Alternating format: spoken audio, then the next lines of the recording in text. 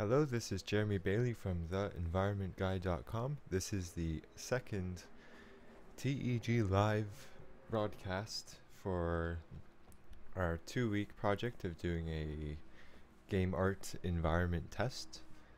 So yesterday we went over going through reference materials. We went over the requirements for the project, as well as we went into Unreal. We got exported an object to get our scale. So last night I was working on this project some more, and I will open it up for you. As you can see, I've made a few props. I'm leaving the more important items to put in this video. Today we're going to be making at least some of the main blocks for buildings, but I've made some planters here. I have a scale reference which I can snap to. Basically, 2 of these vertical sections make up enough space that a character can walk under it, and the width of each section is enough that 2 players could pass beside each other. And that's the basic grid scale that I'm going to be making my blocks with. Here I've made a little, I don't know what you call this, a lattice structure, kind of. Here, I'll bring it up in the reference material. This is an object that is in the reference image that was supplied by the studio. And as you see, I have like this metal support bar, and it has a little joint, little metal plate brackets.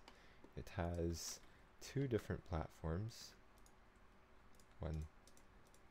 A single section or a single space piece, and I believe that's 3 spaces. Maybe it's only 2. 1 second.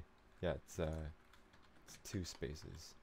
So I can use that to make interesting little metallic structure. And looking at that reference material that we were provided, I'll just bring it up so you know what I'm talking about. It's this structure right there is what I was working on.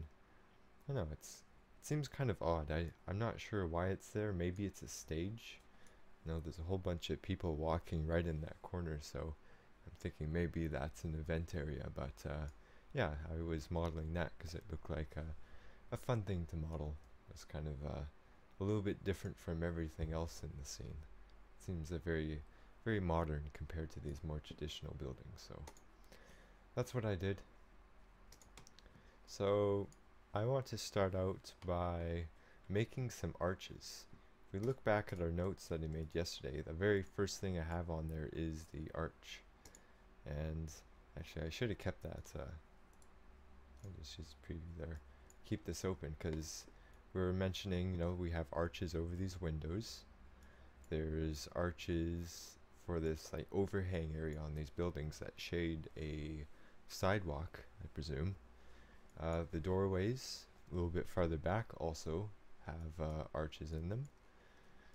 Arches, what else? Yeah, these other buildings have arches in their windows as well. So there's quite a few arches.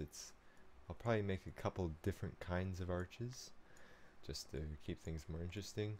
Like here's a different kind of arch. It's like a little bit pointed at the top, where all the other ones are kind of rounded smooth. That tower there. Yeah, so that's going to be my first order. Now with these arches, I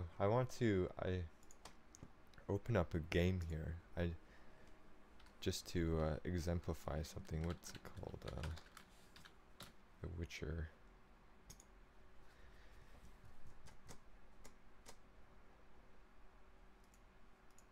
Launch game.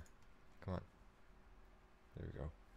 So this game, I really haven't played much of it at all. I got it like a month ago. I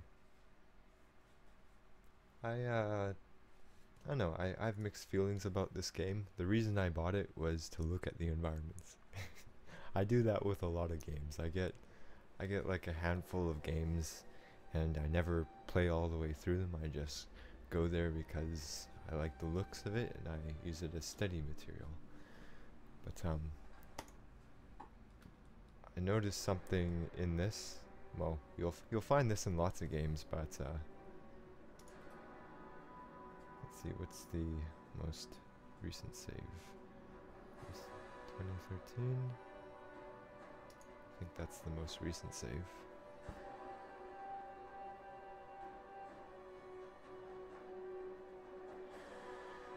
Loading. Where are those axes? Move your asses! No, this isn't the space that I was intending to, but maybe we can see the example here anyways. Yeah. So notice these walls, they have there's like this recessed place of the wall, and at the very corners you can tell that the bricks are modeled. You know, the edges are all jagged going around the side, so it has a nice silhouette. But if you look at this wall at the angle, you'll see that the other bricks aren't modeled. It's just a normal map. So the whole point here is put the details where the silhouette is, and we want to do that especially with the arches. The arches, as most of the things in the geographical area of Italy, is probably going to be made of stone, and if it's not stone, it's going to be some kind of plaster, adobe kind of material. Although since there's no textures, we won't be able to define that material difference, but we definitely want to model something like this, where we have stones or bricks coming out of the edges of our arches. I wonder if there's another example here.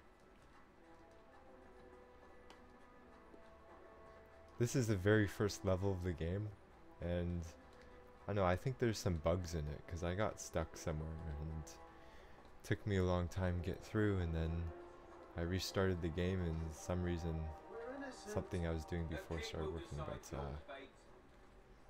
but actually, while we're here, we can just take some notes of a few things with the way this level's designed. You notice all these buildings are made of a few parts that have been duplicated. Like, see that little area that's on fire? That exact object is been duplicated right in that corner as well. There's another piece. There's that same piece again on another building. That larger piece there is the same thing. They just added a few extra wall pieces in there to make it large. Once again, there's that small object. It's up on that building as well. As you can see, it's just the same thing that's been duplicated over and over and over again. Windows are the same deal. Notice we have a window here with 3 boards and 1 crossing, one which is 3 boards. If we run around here, I'm sure we can find that same model once again on another building. I don't want to spend too much time running around here because it's just an example, but actually I'm not seeing those, but definitely the doors. Notice that all the doors are the same. These small windows, there's like these square ones, there's those pointed ones, there's those pointed ones again. No, here's an arch here. Notice that the beams of wood were modeled that are on, like the dark pieces that are main, but there's all those boards in there, and those boards aren't modeled. That's just the texture with the boards on it. So that's the important part with making these arches, is work on the silhouette. Inside details, not so important. You'll see the same philosophy applied to the other models I've done so far. I'm just going to exit from here.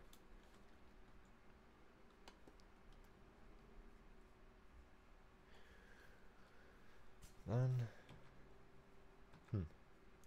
go away. Oh, maybe I okay, for some reason we have a whole bunch of instances of this game open. Come on. I guess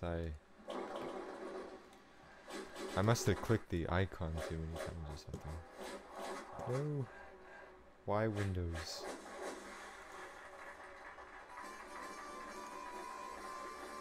And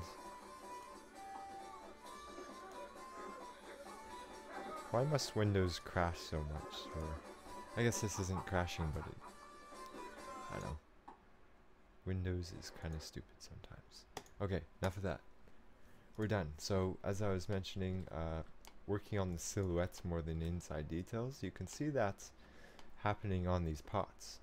For example, I have quite a few edges on the circular parts, because if you think, see, this capsule shape here is our player.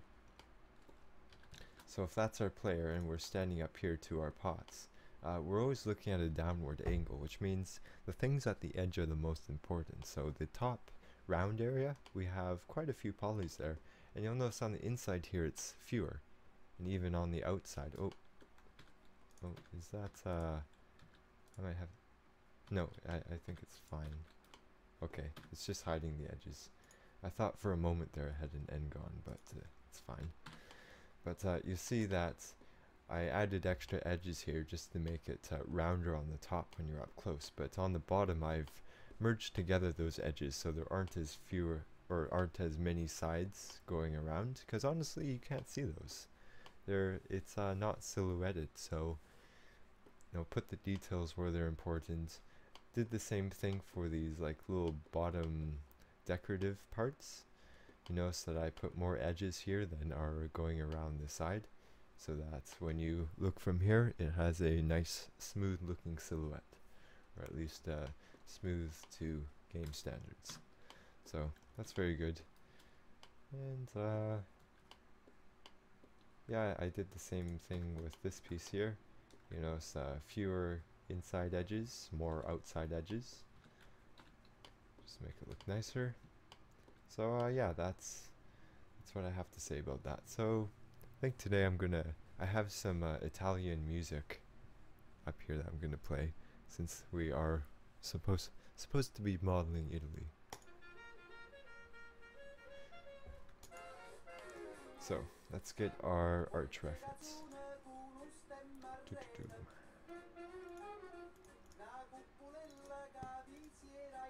Arches. And let's see what kind of arches we have. Very decorative. I'm not going to be modeling that. Like stuff like that would be normal map. Like that middle piece there, that would be modeled. The outside edge of those bricks would be modeled because that's our silhouette. See, these pillars would be modeled, but those fine details, probably normal map. But if we were to deconstruct this pillar, or sorry, this arch, we have two pillars. We have this decorative border piece, so that I believe that's already on my list. I need to model a few of those pieces. And of course we have the arch. So if we were to build this, I'd put the arch in. I maybe add a wall piece depending on how high this is. Stick the arches on the side and put the decorative piece on top. And there you go. And oh yeah, and you can also see those roof ceramic tiles. We need to model some of those as well, because that'll be important. It's the same deal with these ceramic tiles as it is for the silhouette of this arch. We're going to model the edge pieces that overhang the building to a fairly, a decent level of detail, so it has a clear silhouette. But on the top of the buildings, it's not going to be as visible. The player isn't going to spend a whole lot of time, if any time at all, on the top of the buildings. At least I don't intend to for this environment, so we don't need all that top detail modeled, just the silhouette. So here's another one. I kind of like this one, but I don't think I'm going to model it though, even though I like it. It's more of an organic shape. I don't want to spend too much time dealing with the organics. Kind of like that. Notice that all these pillars have like some kind of decorative piece on top of that. I really like those pieces. For that, this is pretty simple. I mean, that piece is basically a cylinder with a few extrusions on the side, and like all that fine detail in that, or at least some of that fine detail, is going to be a normal map. If I made that, I may want to model some of those details, but Anyways. Now this I really like. I would love to include a design element of this into my environment. That slanted pieces there with the hallway of arches I think is really cool. And all this stuff should be made with just a few building assets. Another arch in the building. Interesting. Of course, we looked at some of these yesterday. That, actually, I'm not convinced that that's from Italy. Oh no, it's kind of a cathedral thing. And that I love. I know. I think that's a fantastic arch. It's I don't think that's something I would use in the building though, but it's a very clear example of the silhouette I was talking about. That's nice.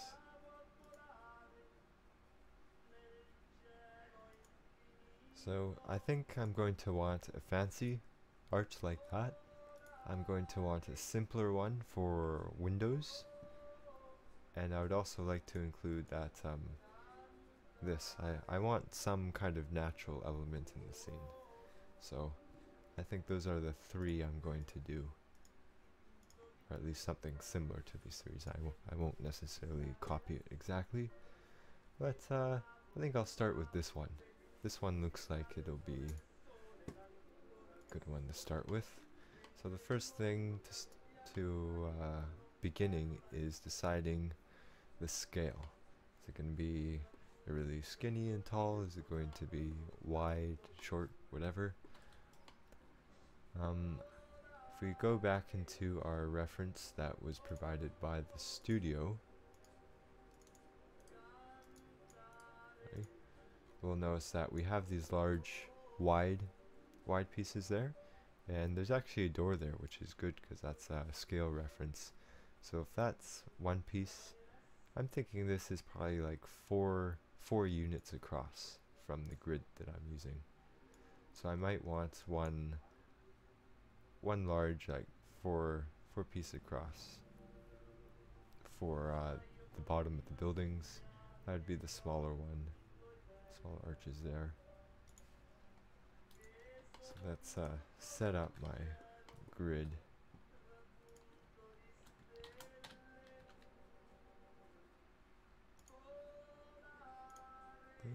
Closest. There we go. So yeah, all these blocks I can just move around and snap to each other. And you just use the snapping to get things correctly sized. So we want one arch that is 4 pieces across. So that's our 4-piece arch. We'll want another one. I think that's just one piece there. That looks like, see if we took that, actually it's kind of maybe 1.5. I'm not going to do half pieces though, so I'm going to make an arch design for 1 width.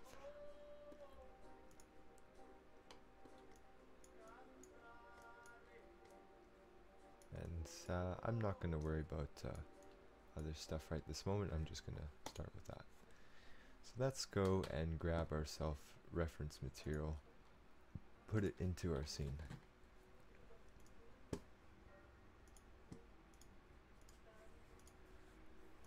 Arches, turn on the icons, and I am going to start with that one. There we go.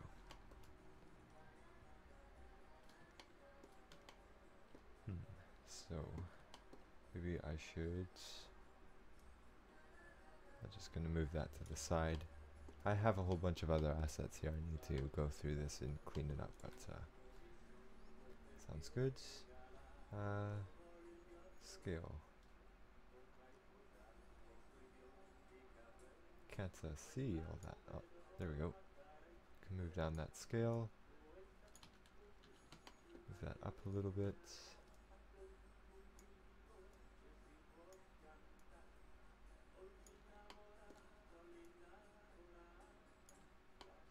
So the arch will probably be just this top section, because these bottom two pieces will be more of a wall piece.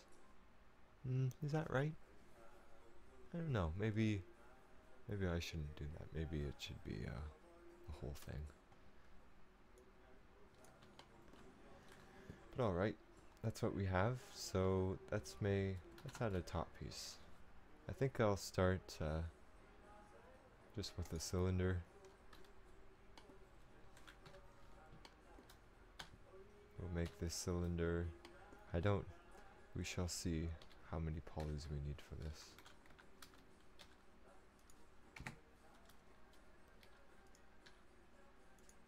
This is 32 pieces.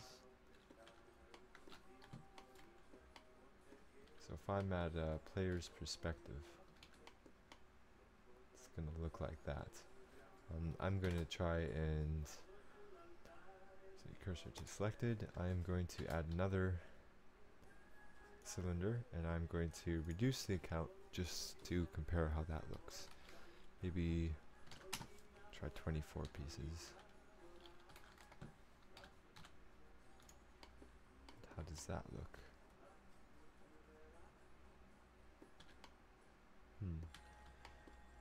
And compare that to the smoothness, the object there. I think we need the 32 piece.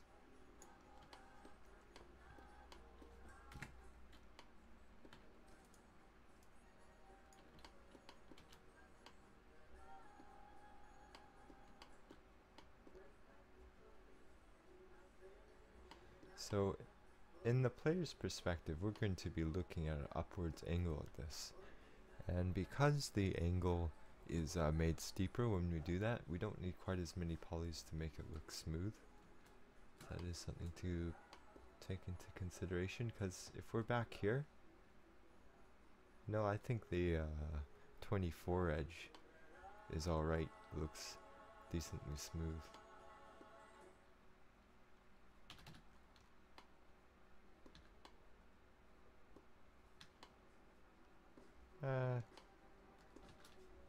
I know, I'm not going to spend too much time. I'm going to use a 32 piece because it looks nice. So to center it up with our reference, I'm going to select these edges, move the cursor to that. Sorry, actually did the wrong thing. Cursor to selected, and then selection to cursor. So what that means is, if I go to edit mode here,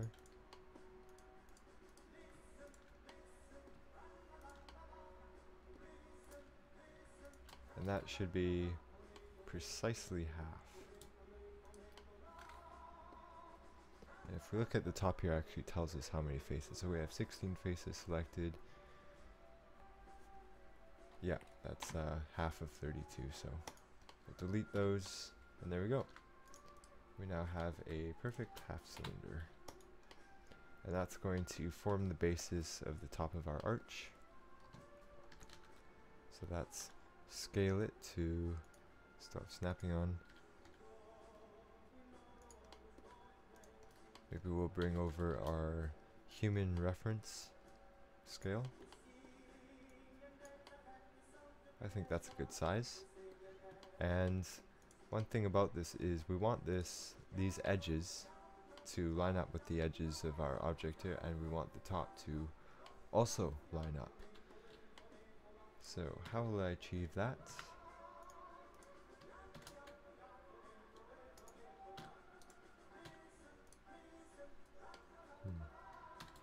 Maybe what I'll do is select that, origin to the 3D cursor, turn on our snapping. I can snap it right to that corner. I can scale it down so that it's almost exact. I won't be able to get it purely by eye on here.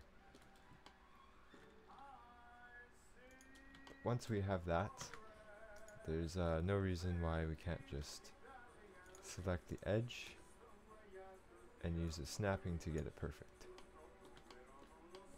Do the same on the top. There we go.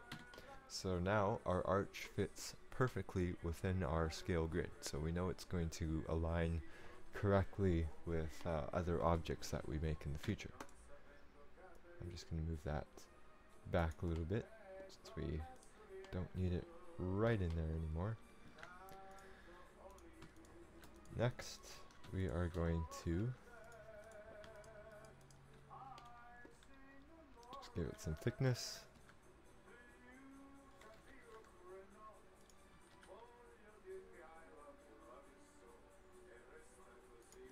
That's probably good.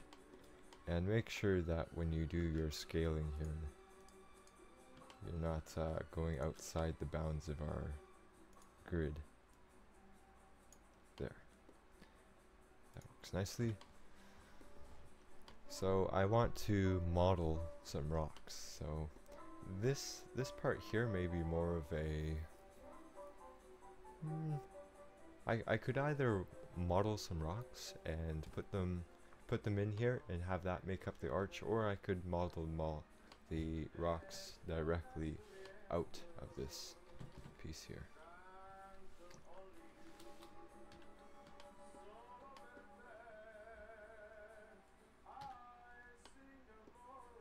I think I'm going to try and model it directly out. So to do this, yeah, I'll just use some edge loops. Actually, maybe I won't. Yeah, actually, I need the edge loops. I'll stick an edge loop there. I'll put an edge loop there. Now I can select those faces, and I can scale them up a little bit.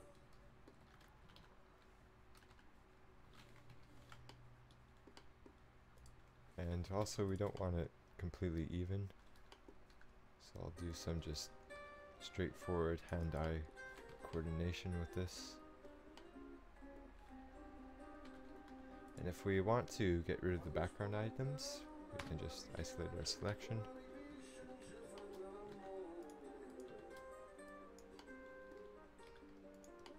Like that. And we may also want to add another loop inside. And, you know, like a bevel. I'm not going to do that right now. I think that should be done later, so that I have to have less stuff I have to work with.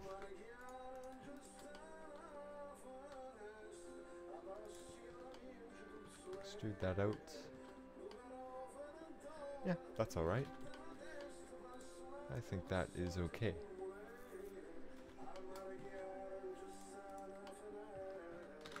Put a loop right there.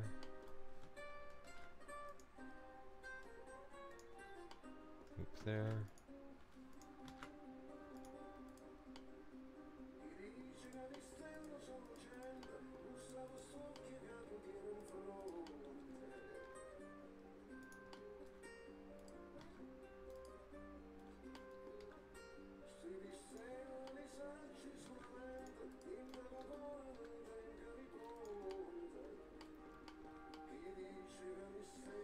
And you can already see, looking at the edge, we now have some silhouette going on.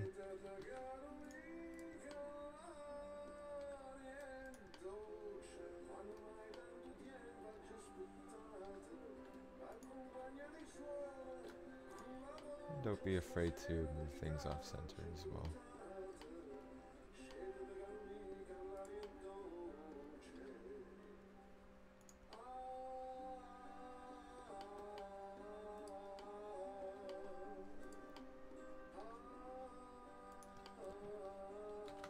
Might even not want to add another loop.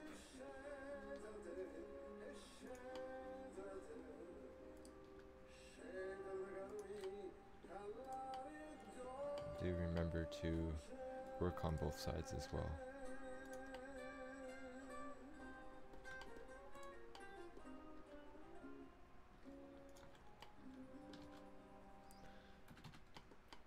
Which is fine. See, what else could we do? Make this interesting. Actually, I'm gonna leave that till later. I just had an idea, but I don't want to spoil it.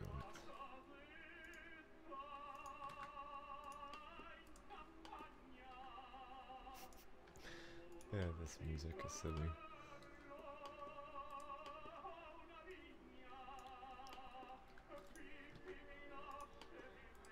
Just be glad that I'm not singing this music for you.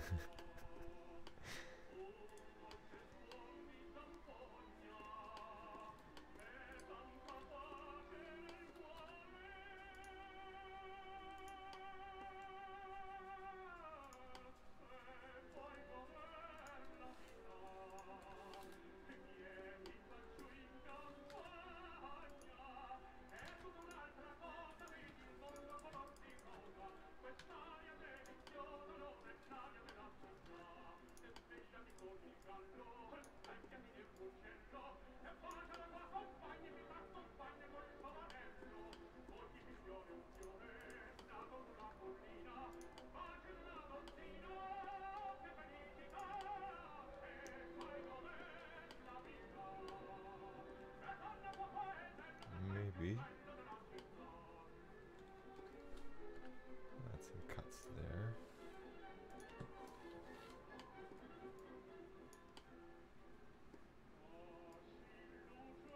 Oh, there we go. And that left us with an end gun, so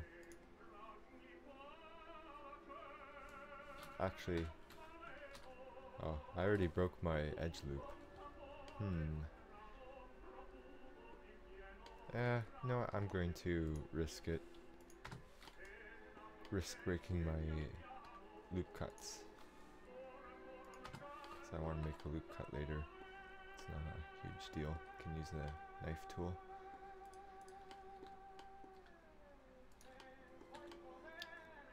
Yeah.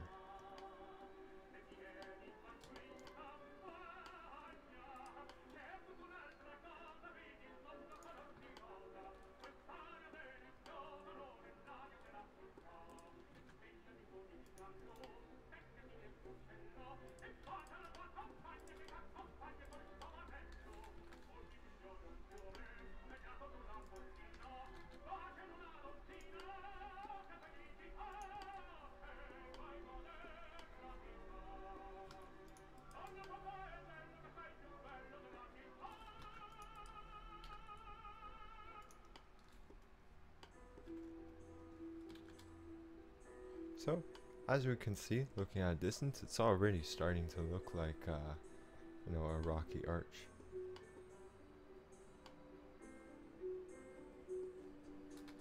Which is good. That's what we wanted.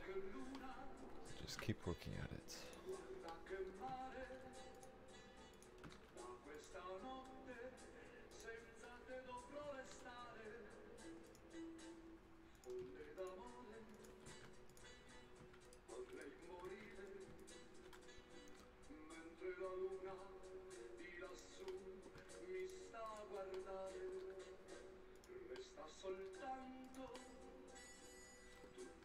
How do they roll their R's?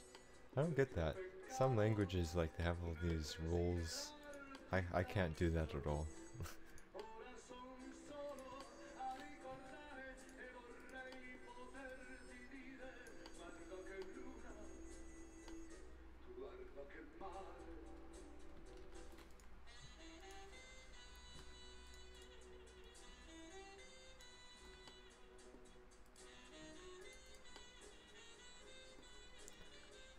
And also try to make sure that your silhouette is different from all angles. I just noticed I was almost forgot about this top piece here. Do not want to forget about that.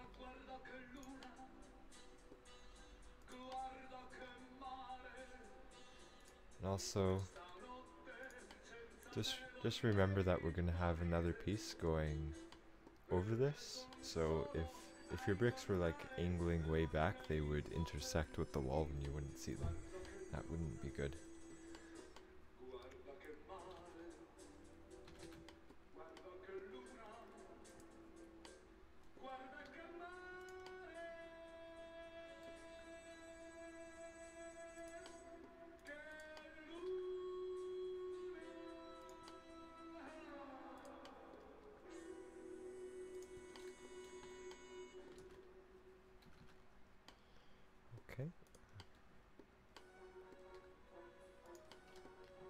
could even grab just a bunch of these pieces along here. Glue them all together for like that. In fact, I could even use, turn on my proportional editing, which, proportional editing in Blender is the same as soft select in Maya. Just in case there's anyone out there wondering, though probably not.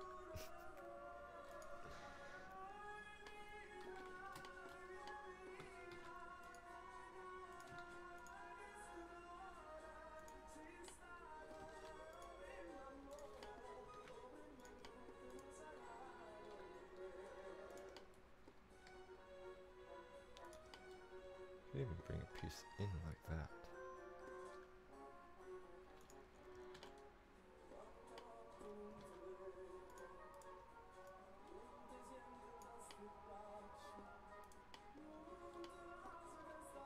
Rotate a piece.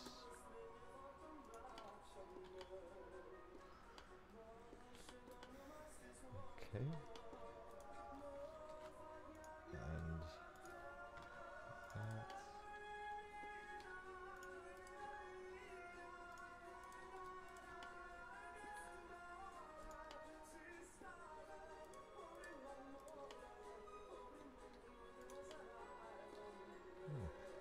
These songs sound unusually familiar for some reason. I wonder if they've been translated to other languages. I have no idea why I would know this song.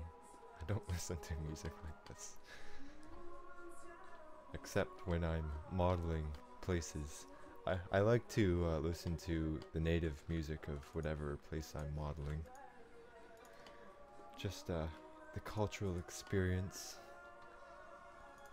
I think if you bring the culture of the place that you're working on, and some of that will shine through in your work. I don't know if that's true or not, but I like the thought of that, so I go with it.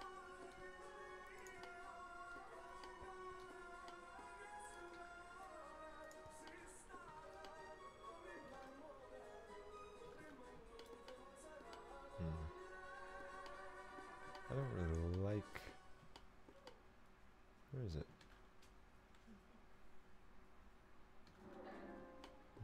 I know, I saw something I didn't really like, but it has eluded me. Actually, maybe I should do some more of these angled cuts. It's good not to keep everything the same. See, what else could I do to make this interesting? If I select this edge and subdivide it, what can I do with that?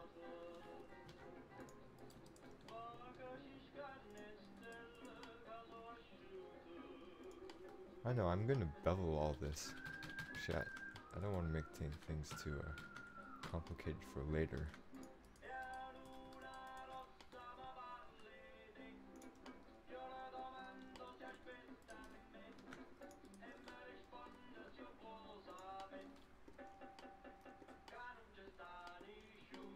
And I have these pieces that stick way out. Maybe I should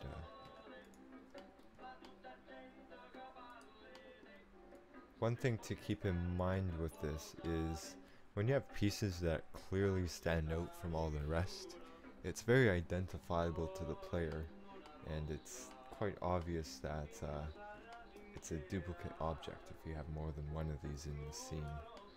So I may want to change that.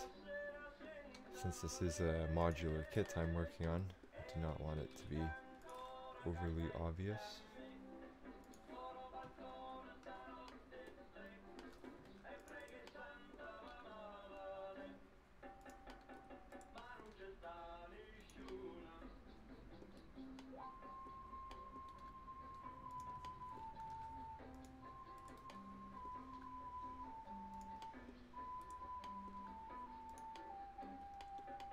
It's gone too far.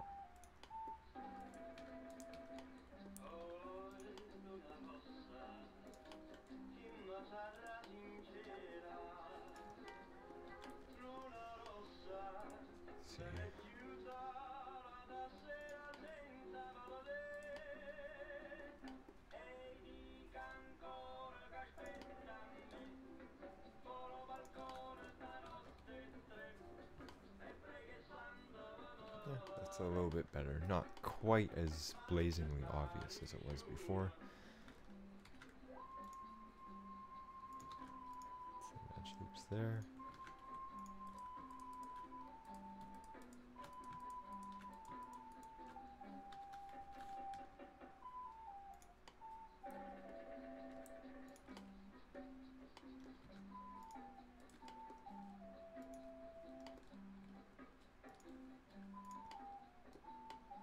That's alright.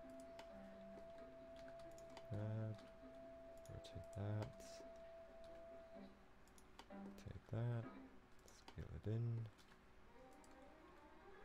Split that in a little bit.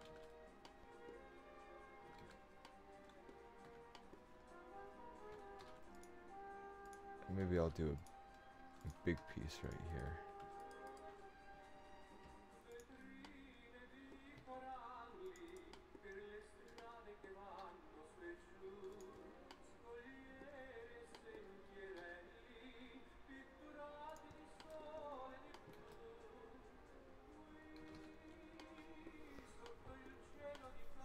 Okay. Add another edge loop.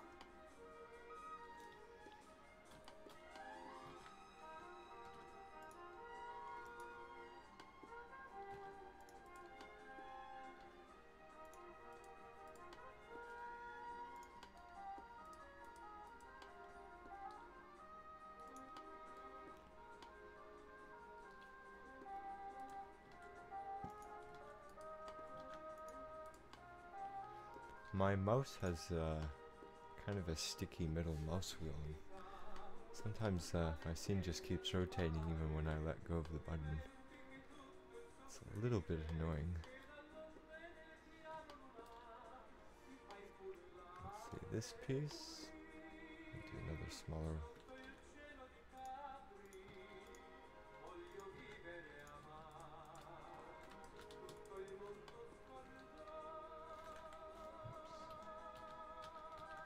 Wasn't what I intended to do. There we go. Pressed a button accidentally.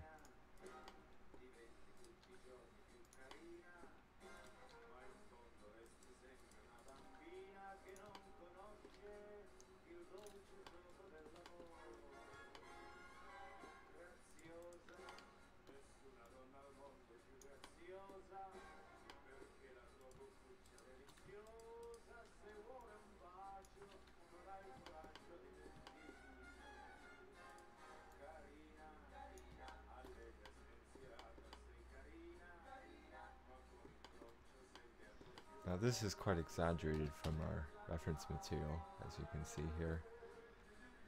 But I like it. It's inspired by that material. So it's good to have an inspired design.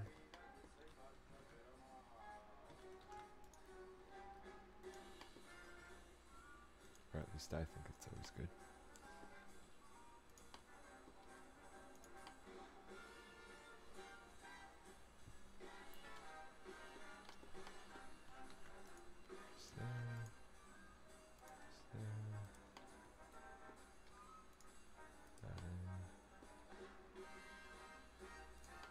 Push that out.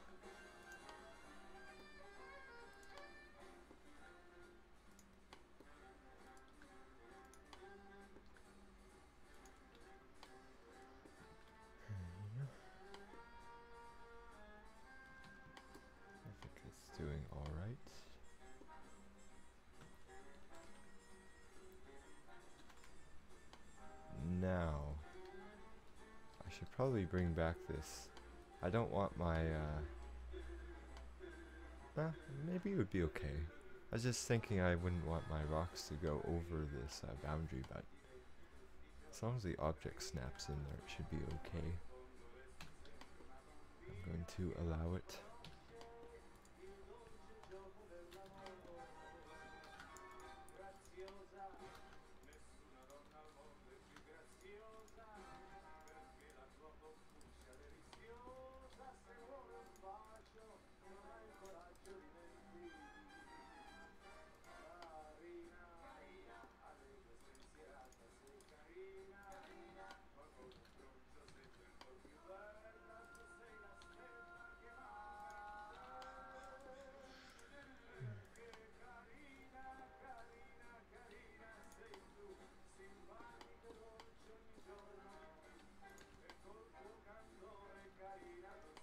I don't know if I like that piece. Another look at that. I don't know, I think that's still silly. Nah, no. Get back here.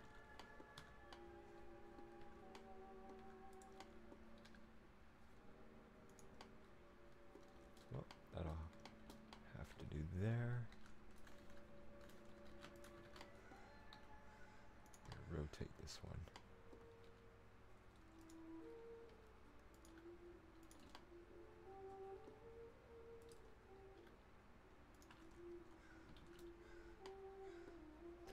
Alright, so we've done that. Let's see if my... So, if you get in a situation where you try to do a loop cut and it doesn't work, we have another tool called the bisect. So simply press the spacebar, type bisect. Oh, sorry, you have to select that stuff first, and then drag and drop like that.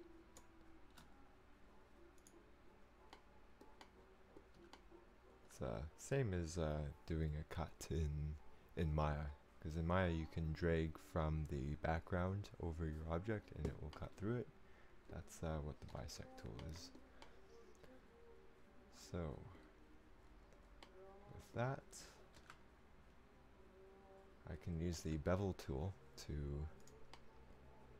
make that into multiple cuts.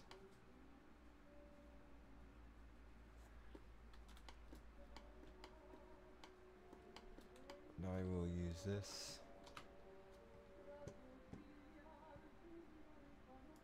Add a small amount more detail on the inside here.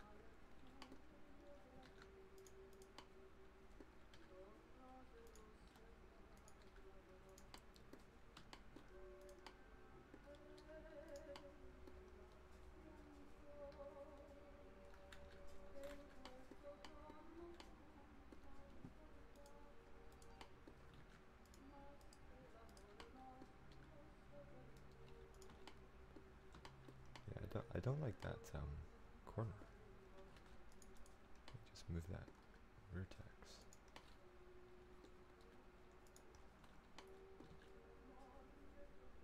Yeah, see, that's starting to look like the stone that we, or a nice looking stone, just as we want.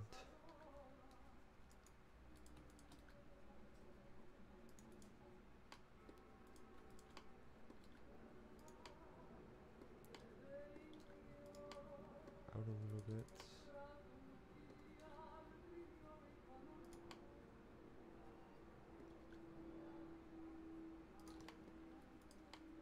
Could even separate that out.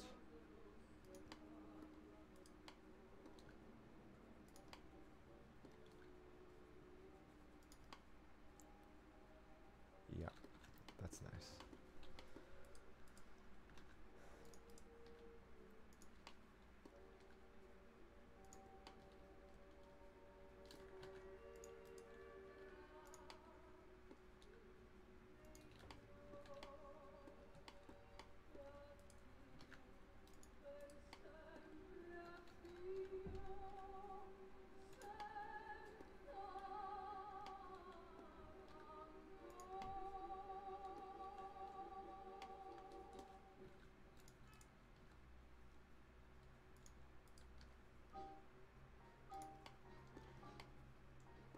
If at all possible, I might want to get this like a little keystone shape.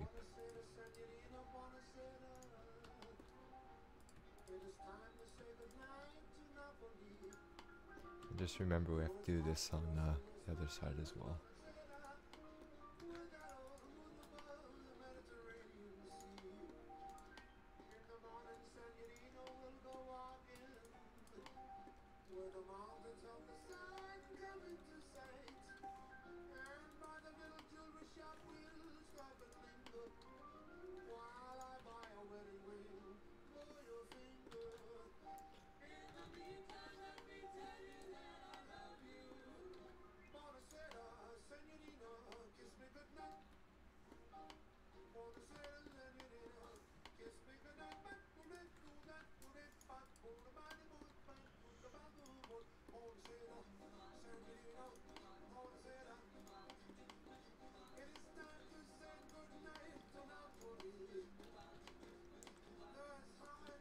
So, what do you think?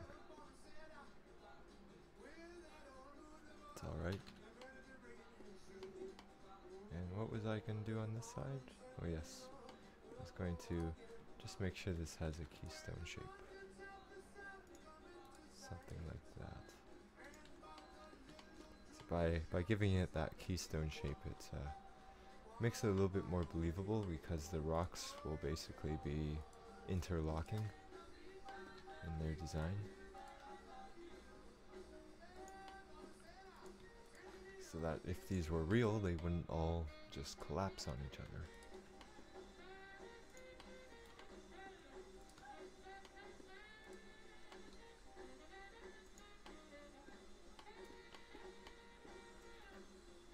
Alright. I think that's okay. Maybe add a loop cut there. That loop cut seems to work. Yeah, because I was avoiding making changes to these sides because the bisect tool cuts in a straight line, not a curved one. So that edge would have been, I would have had to go with the knife tool and manually cut those, but I won't have to do that.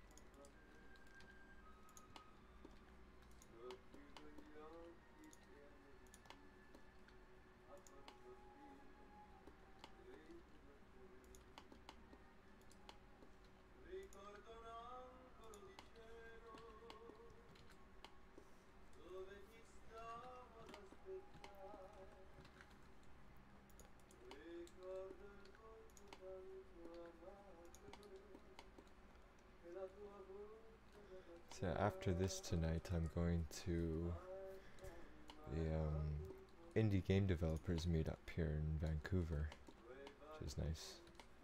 I've been there I think 3 times before, but last time I was there someone had like a virtual reality thing.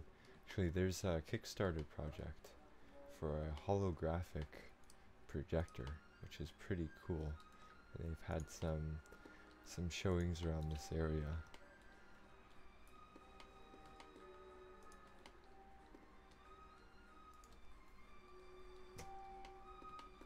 Yeah, I should go find the name of that.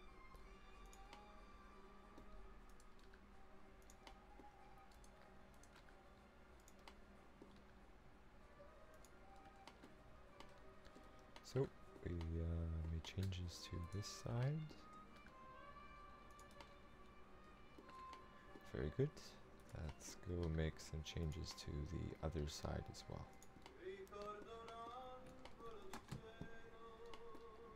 So what's our poly count so far? We have 662, so we're still well within the limits. I'm aiming for somewhere around 1,000 polys per model.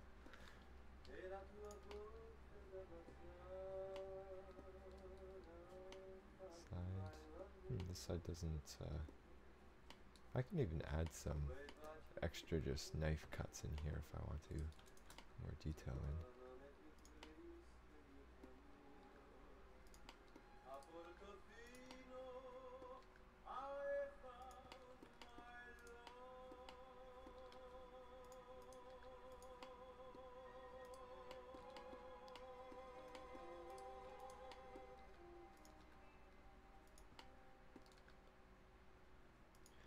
Sure there's some kid on Twitter right now going like, your music sucks.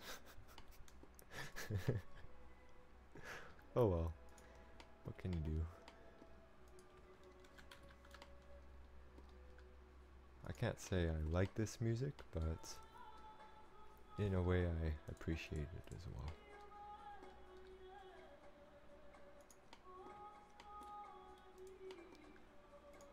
I don't know, it is nice music.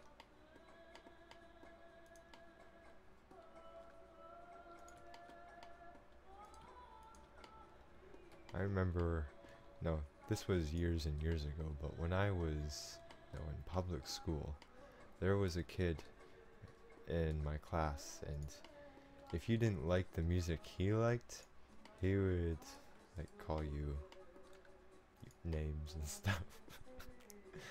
I don't know, he had a very strong opinion of music, and he said bad things about people who didn't like the music, and I didn't really like his music. He was into like hardcore rap, and yeah, we never got along that well.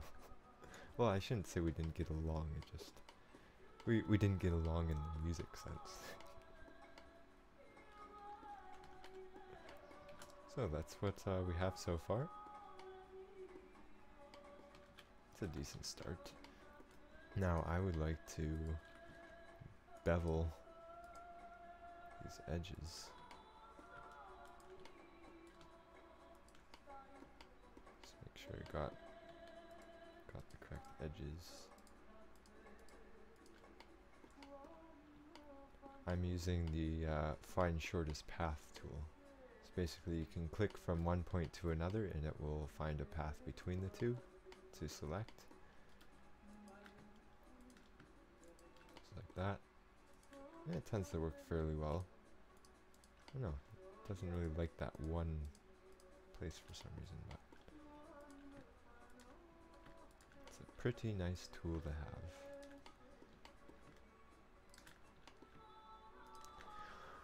So we got those.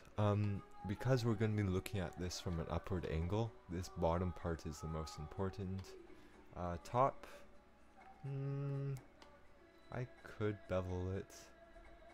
No, I'm going to bevel this bottom part, see what the poly count is, and if it's acceptable, I will bevel the top. And that is not the kind of bevel result we want. Let's see what could be causing that. Scale, rotation,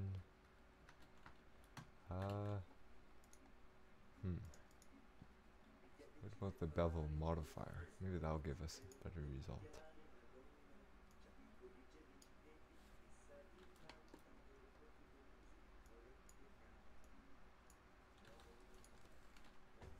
Come on.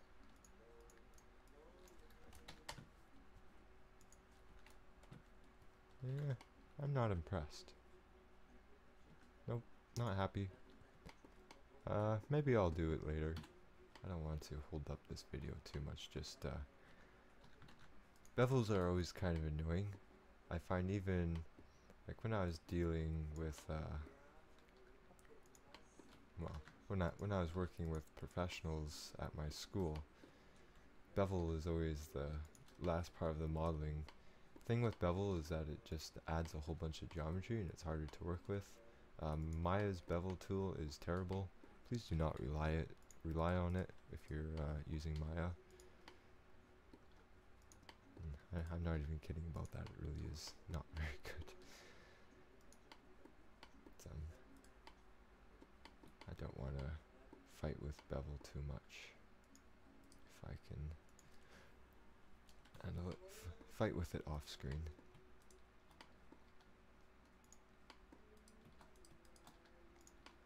Yeah, something like that. It's fine. These corners, I can smooth them.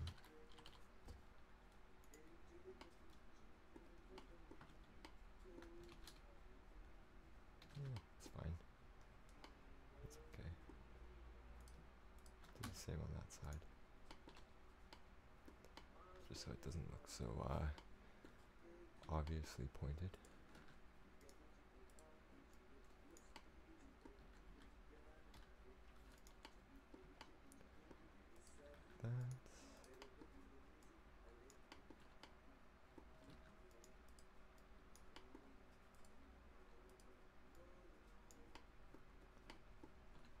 That's fine.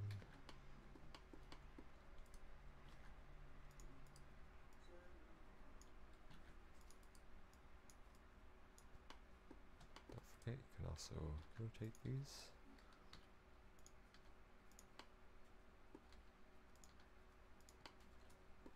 It's good. Could even actually, we could even select a whole bunch right out the top here.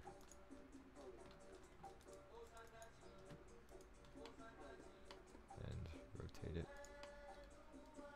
Move it up. Scale it. Something like that.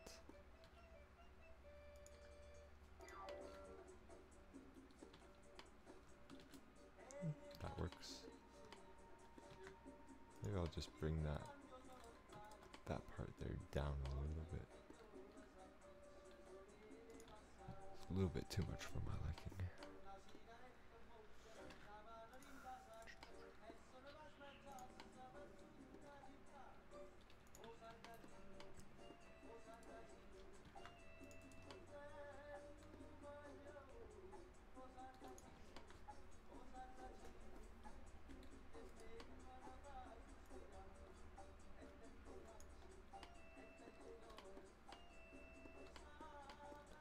Okay.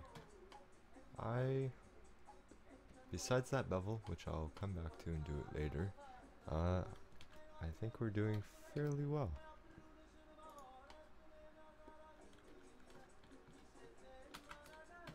So we calculate the normals, so it's pointing outwards.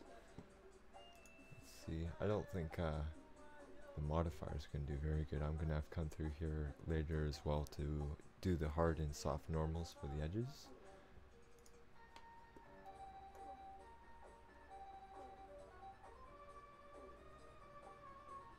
Yeah, I'm not sure that's great.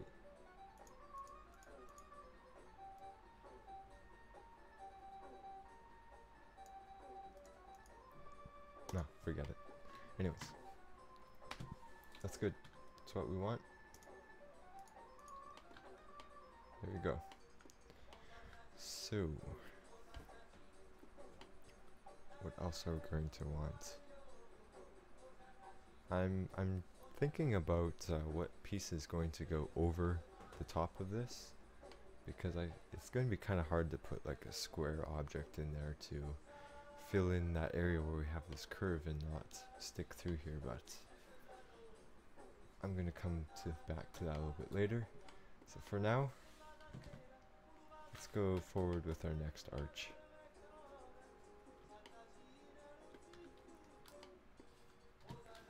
So this one's going to be quite wide, and we're going to make it more like that.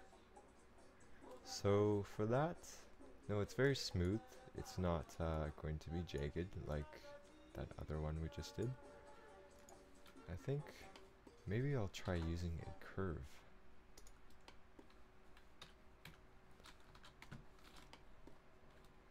Let's see, I forgot the. There we go. Just finding the hotkey for the snapping.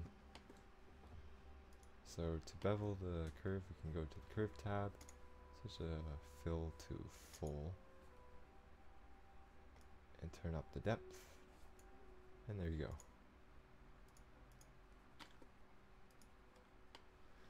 So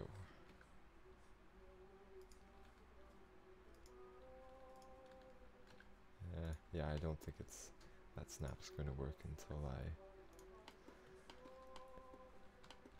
not until I change this from a curve to an actual 3D object.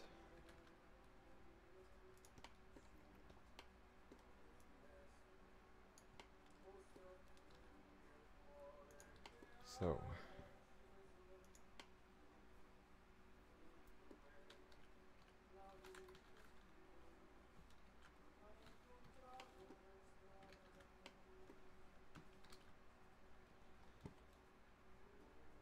bevel, I might want to, I'm not convinced that this is working well. Could it work? Nah, sorry, I'm not convinced about that. So what I'll do instead is I'll take these objects, I'll duplicate them, join them together, and grab their top faces and separate them. And then delete. So now what I have is these planes, which are the correct width that we want for our arch. Go to edit mode, merge them together, because they were separate objects. And now I can start sizing this to what I want it to be. Something like that wide. Select the edge, turn on proportional editing.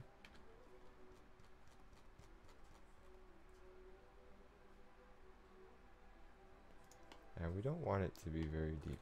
Actually, we need to bring this piece up so I get the height correct.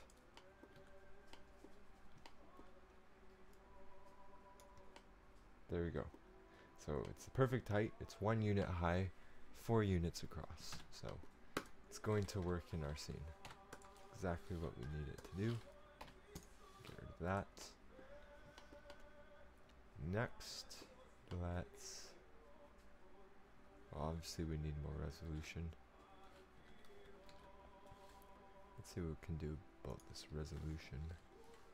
I don't think I'm going to need too many cuts to make this look round in the game engine.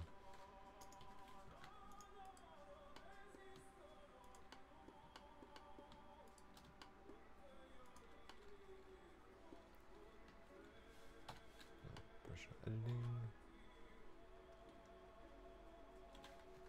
Turn off that snap. There we go.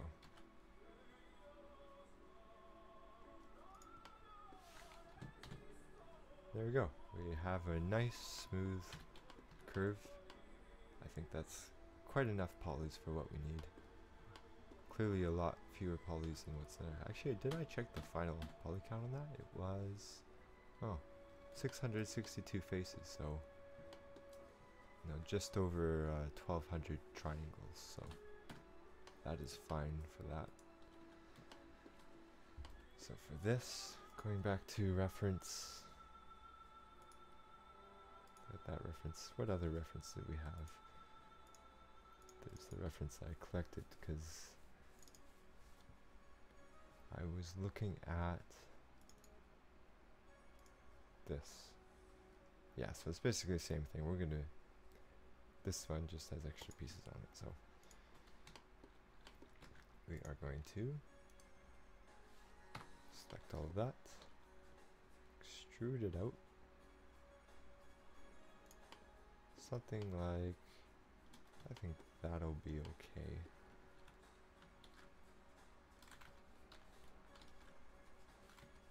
Is my proportional editing? No, it's not. There we go. Doing that. And then we shall merge these vertices together so they're not hanging down to the grid below. Select those edges that are sticking down and snap them to the correct height. So there we go. just what we need.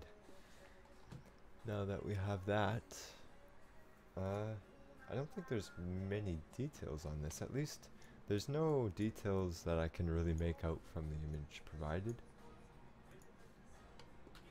I think that maybe I'm just going to try something here.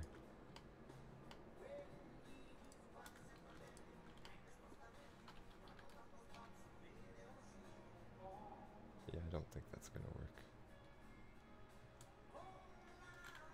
Nope, not going to work.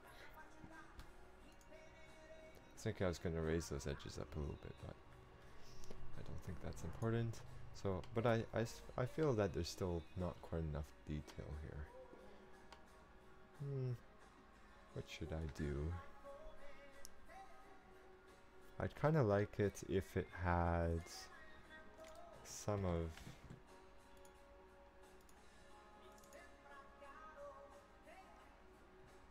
something like that little cut in there. It's kind of depression. There's also, or this no, ornamental border kind of stuff. I think it should have a little bit of that. Be a bit more interesting. And while I'm at it, let's save our project file. It's always good to remember to save that.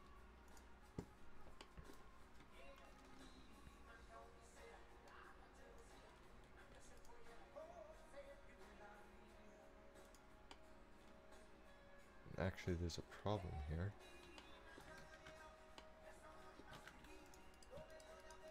It's not loop cutting to the other side. What can I do about that? I could just do a mirror the mesh from one side to the other, which would be fine. I think what I'll do is I'll make this its own object temporarily. Like so. So now that and that are separate objects. Go to edit mode with this. And now I should be able to do a loop cut, like so. And it shows up on the other side. Perfect. That's what I wanted. So with that done, I'll do the same thing on the bottom.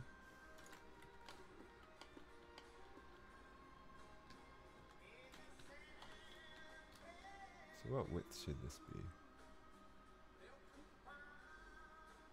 I actually kind of like where it was beginning. I'll move it like that. Alright, so now that we have that,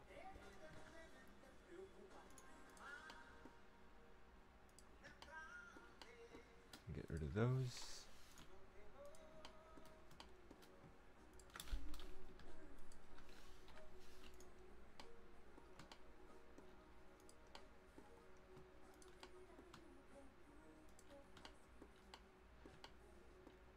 Is it just me, or did the music just change to 80s?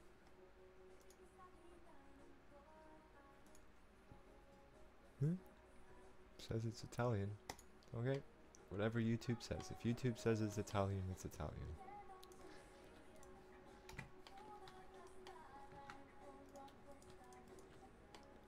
Grab that, and I want to extrude it up to there. Very good. And then from here, what I can do is, hold on, I think there's some, I should probably get rid of these end faces now.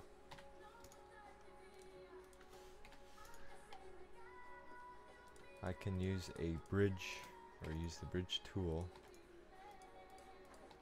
to connect these edges here, so I'll show you what I mean. Go from there to there, there to there.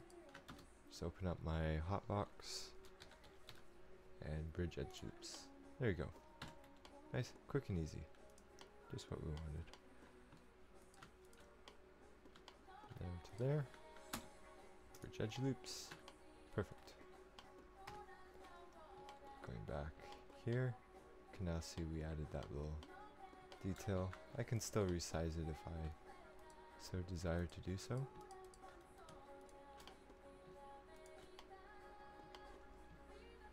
If I just scale it along the y-axis, scale y.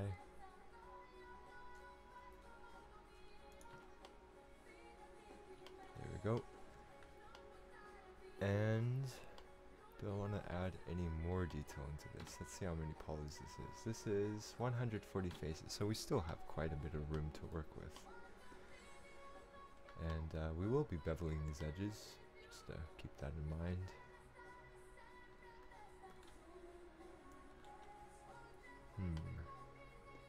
Maybe, yeah, that would be kind of interesting.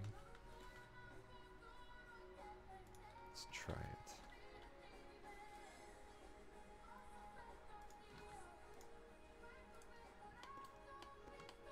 This must be like 80s Italian. I don't know. Actually, sorry. Isn't what I want to do. I can put something like that in there. So what I'm thinking is putting like what appears to be another structural element inside this arch. Turn my proportional editing on.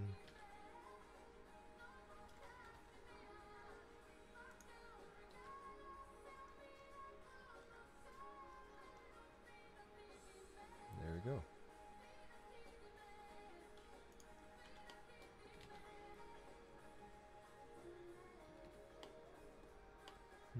Is that what I wanted? I don't think I want it pointing in. I want it pointing out. Yeah, like that.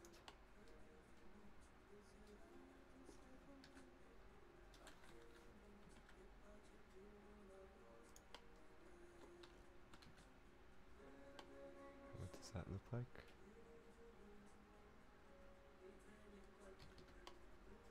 I think that's acceptable. I do believe it's acceptable. So, next, we should add some bevels. Should I do that? I think maybe I should. Actually, I should connect these two pieces back together. And we're going to make some minor adjustments to this. So we're going to need to make some cuts. That's what we'll need. To do these cuts, I'll just cut it like that. Another cut on this edge.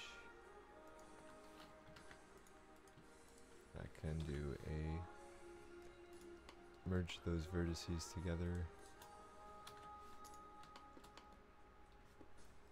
And I'll need to do the same thing on the sides.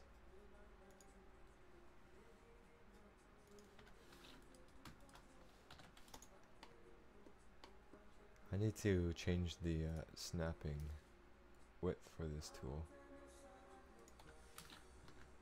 Seems to have to be a little bit too precise to get the knife to snap to those vertices. But anyways, there we go. I can create a face there. Create another face there. Let's see. What should we do with these top edges? I mean, I kind of feel that it's fine. Maybe I'll turn that into a bevel. Because I don't feel that I actually need those there. If I just move it in like that.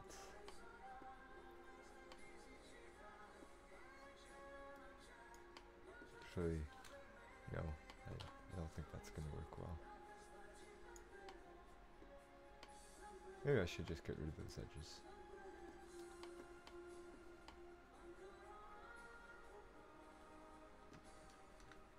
So to get rid of those edges, I can use the Dissolve Edges tool.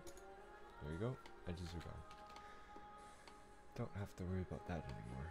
So, we have, oh yes, we need to get rid of that little excess bit going through there.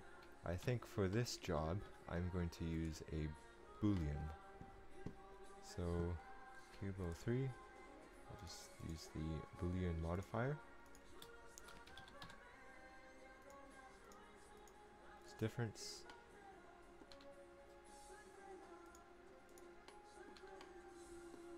Sorry, union, apply. And there we go.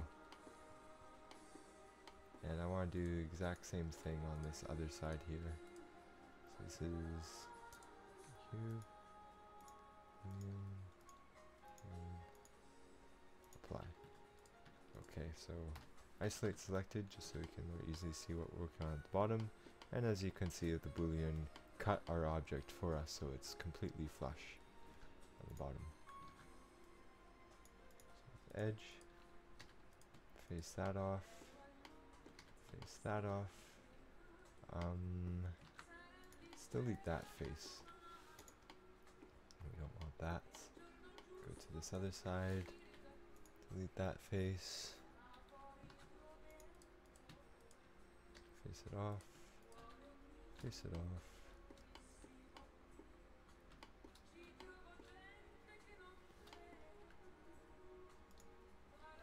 See if that'll work.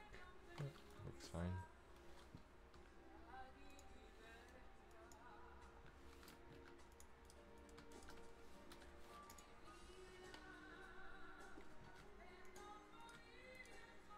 Face.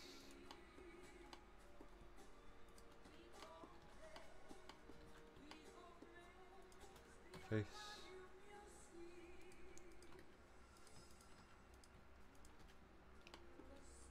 There we go.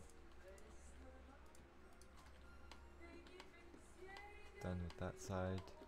Just finish up on this side.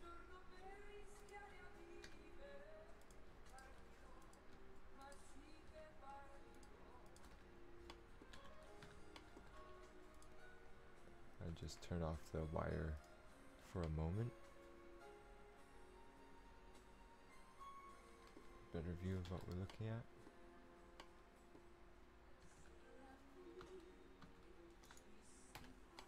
I think that's good. So that's that part of it. Now the boolean, or sorry, the bevel.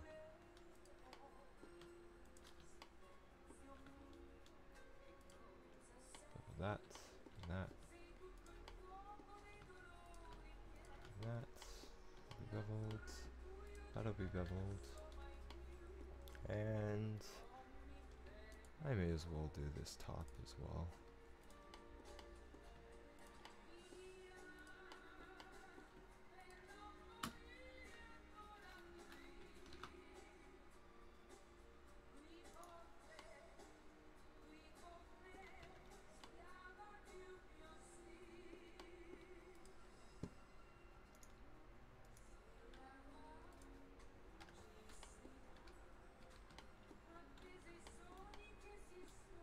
And one of the things about bevel tools, it's going to leave stuff like this at the very edges here.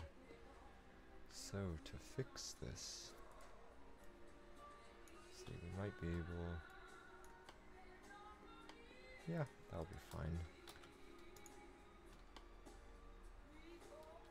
And then this face technically works because it's 4 sides, but I can't say I'm crazy about that topology.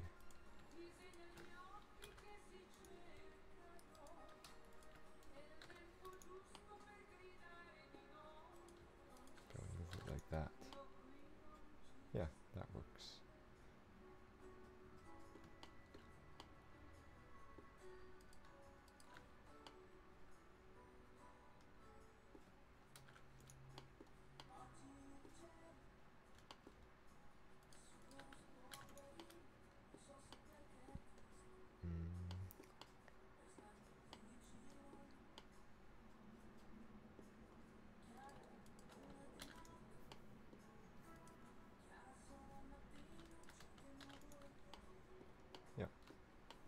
So that seems to work as far as topology is concerned for the game. How about this edge? Now this, the bevel tool definitely. This is why I don't like using bevel tools. Maya isn't any better for the bevel tool, unfortunately.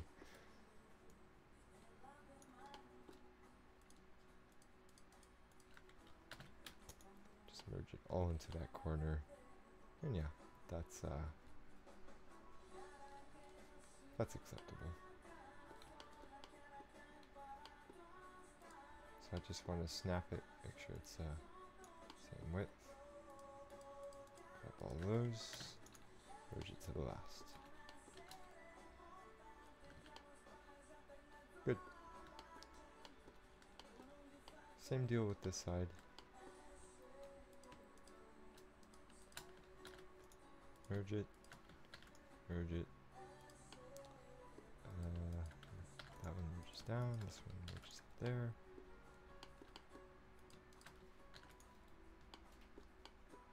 Hey, is that one different?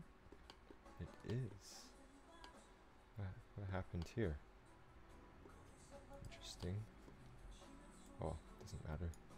Just snap it back where it should be.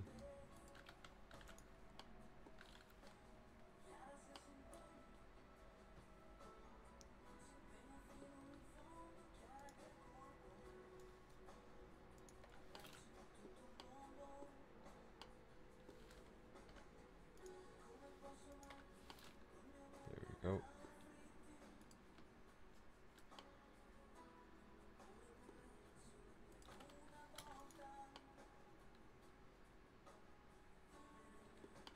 Seems good. Merge those. After snapping that to the correct width.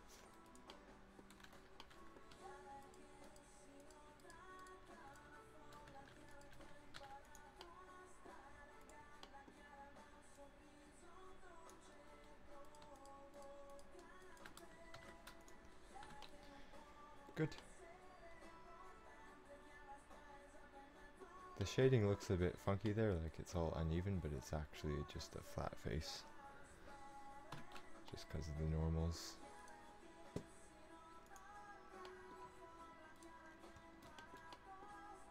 But that is acceptable. So we now have 2 arches. Each one, like that one's 1 unit high by 4 units across. That's 1 unit high by 1 unit across. So we have definitely quite a bit of variation between this bumpy one and that. Let's see. I believe I still have one more arch I want to make.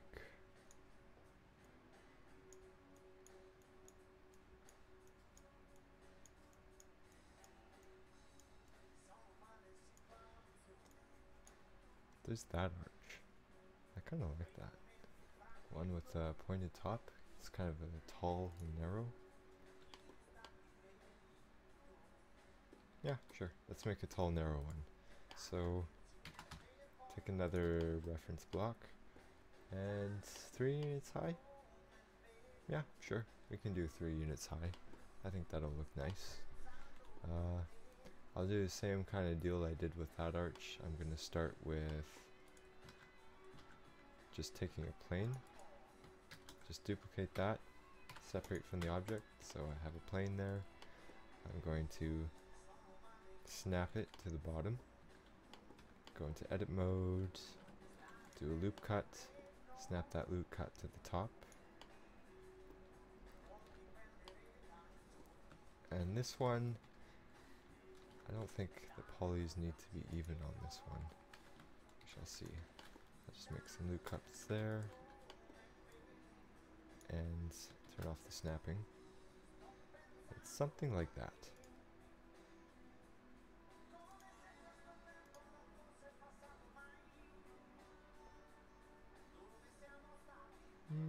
Yeah, something like that.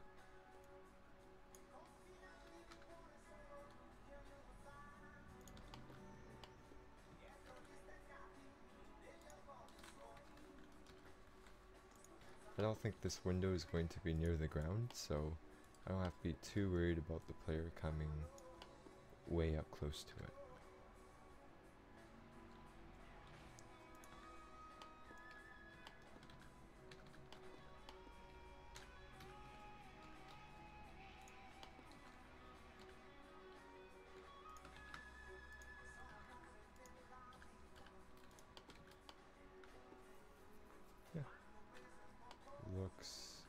okay.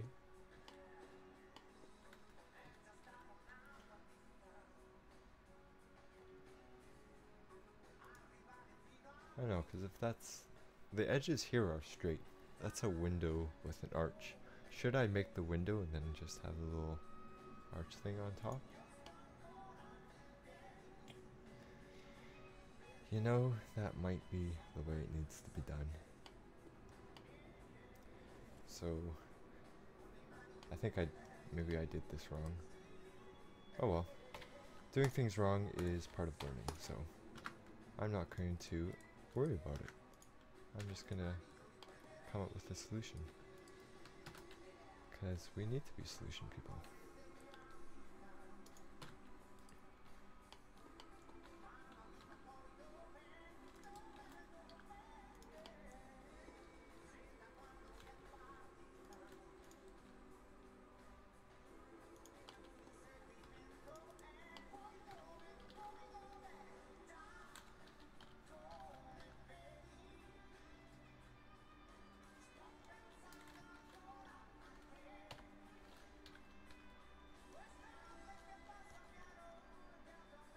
There.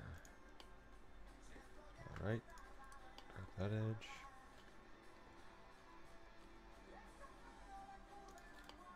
Good. Everything's lined up correctly.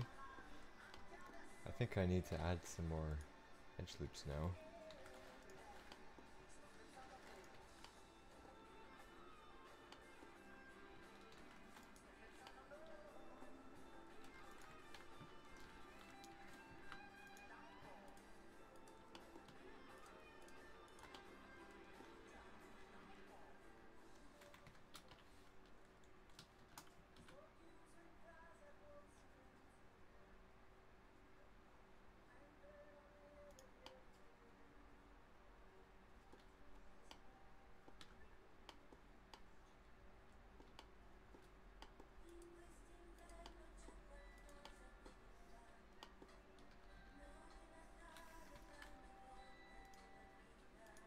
Oh, I had my setting.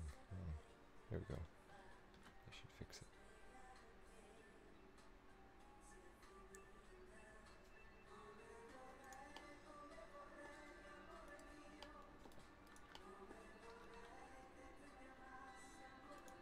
And one issue, I'm not happy with this. I think it does need to be more than, I think it needs to be multiple units high. Because that clearly is not the same proportions that I was looking at in the photo. Maybe what I'll have to do is move that up there. Yes, that's more like it. That's more like it. Good.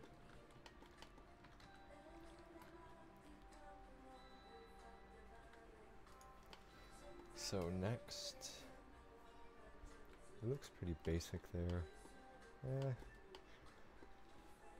Maybe, well, we need to give this some depth.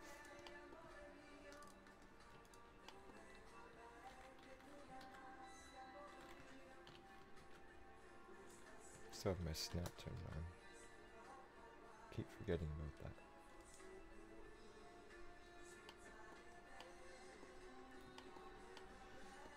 Good.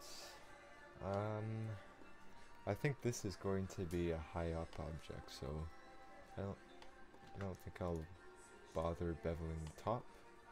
Well, maybe I should. Because it's at such a steep angle at the sides, I can still see the edge there. It might do better if I just bevel the edge anyways. Why not? Why not?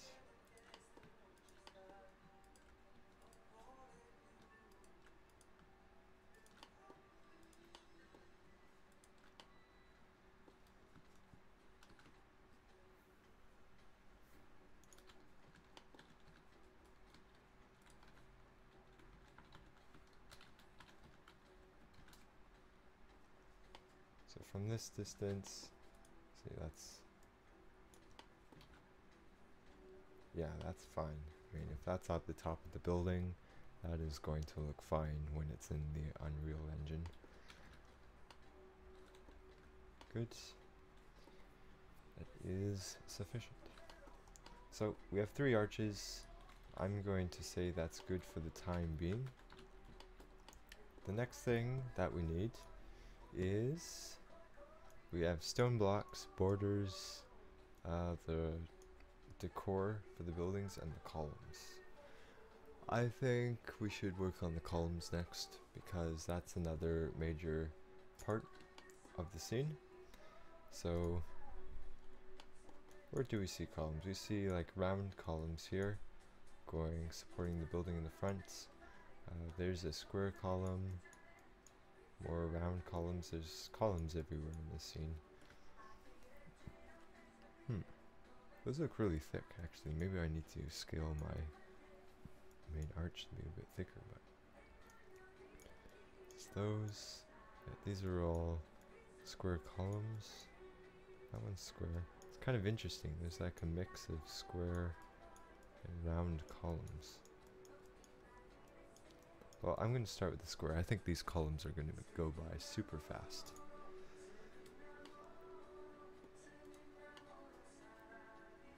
So the columns do not need to be the same width and thickness as these units are, but it still needs to fit within the height. So I'm just going to add a plain cube like so. Gonna snap the height so it's correct proportions. Should it be 3 high? See if my character's at this level. Yeah, I think 3 high is a good height because it's going to be that high, plus it's going to have that arch on top. So it ends up looking like that. So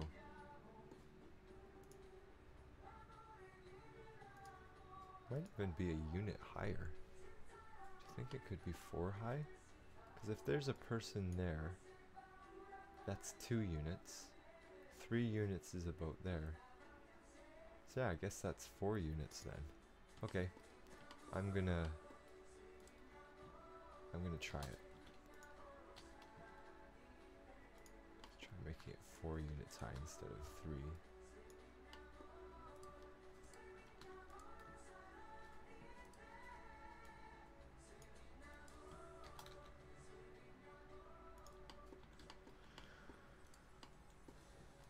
And we want a reference just for width here.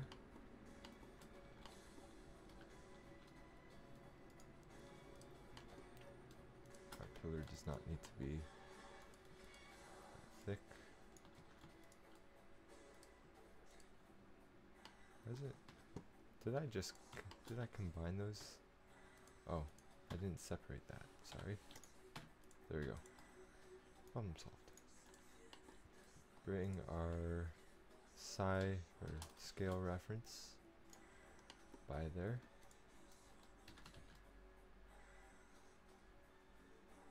Or something like that. That'd be good. I'm gonna put this picture onto my other monitor here. Can't see it on the video, but I can see it as I'm working.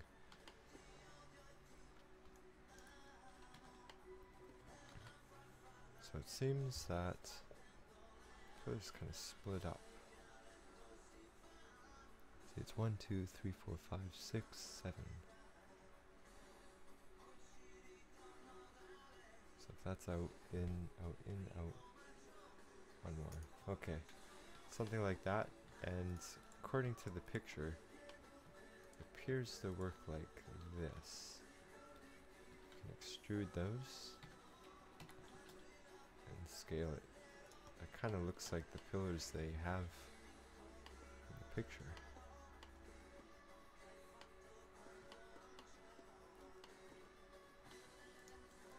I'm not convinced that I really like what it looks like at the moment.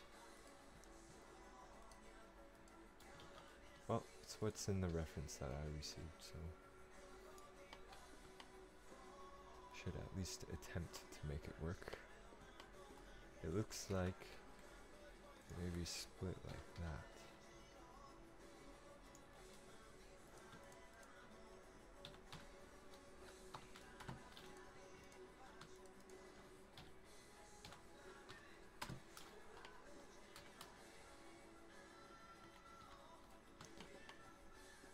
Okay, so I got those.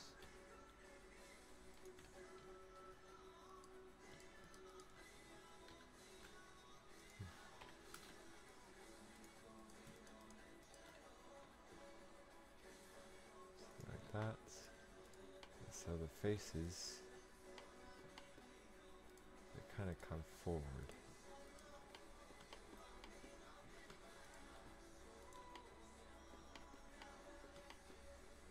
Extrude that.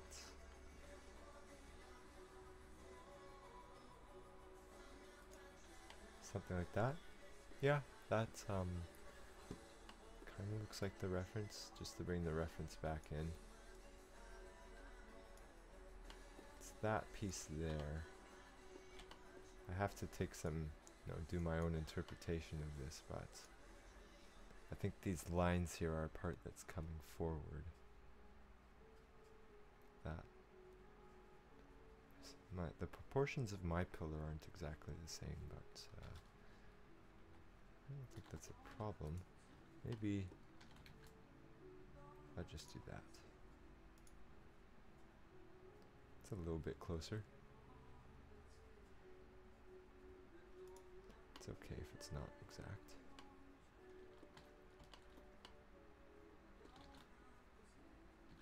Okay, so that's a pillar. That was pretty fast and easy. So let's do another pillar, because there's definitely going to be more than one. See, here's another square one, but with more decorative. So let's go make that now. So it'll be the same deal as what I have here.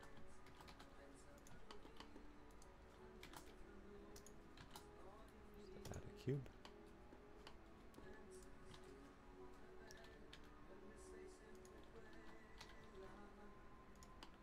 Snap it to the correct proportions.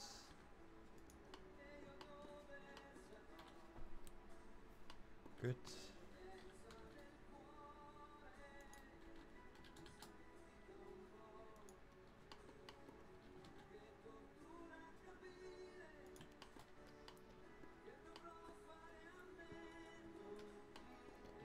And then we need to make that fancy part on the top.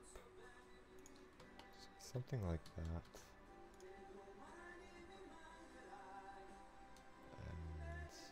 And this.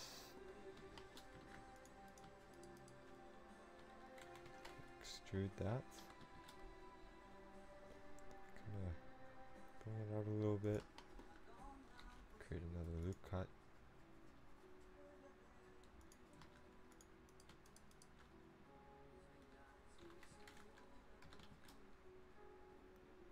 Don't mind the extra geo there, you can just delete it.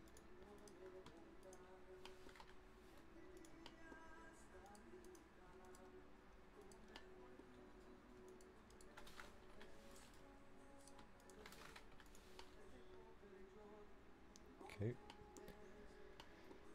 Something similar to that. I think it's a little bit rounded. Maybe I think it needs to be a little bit larger as well. Something like that. I'll bring that down slightly. Add another edge loop in there. Scale it. Like so.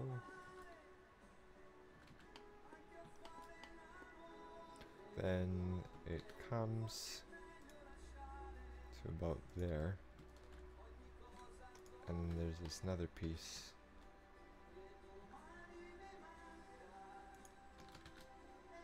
That kind of comes out, like so. And then from there,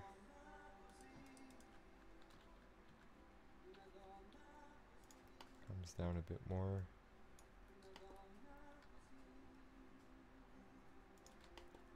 something like that, and I believe it's curved. We can bring it in a little bit like that.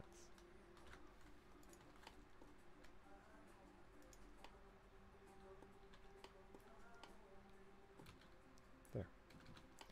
That looks decent.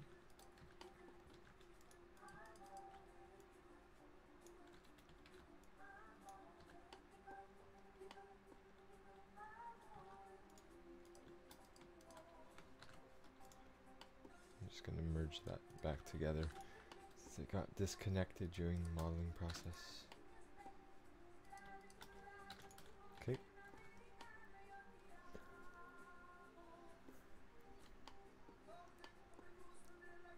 So that's really all I can make out from the photo. I might have to come back to this a bit later to work on it some more, but we're going to do something similar to this bottom part. So this bottom,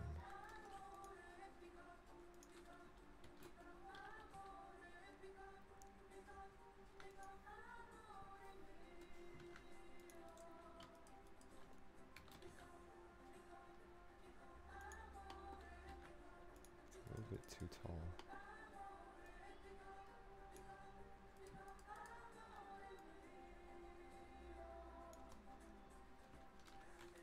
What I think is happening here is stepping.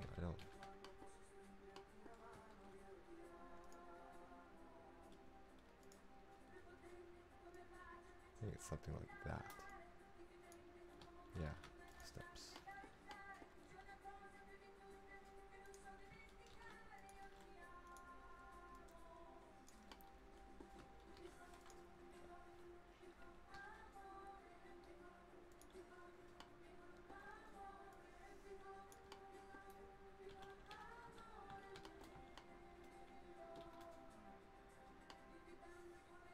That's decent. But I think once again my proportion is just slightly off. Just make it a little bit. Actually, I can't really. Yeah, it's fine. There's like a little, I think, a border there. Maybe I'll add that detail in. I think it's just something like that. And if I use the bevel, I can add a bit extra detail. Come on. It's like the edge I want.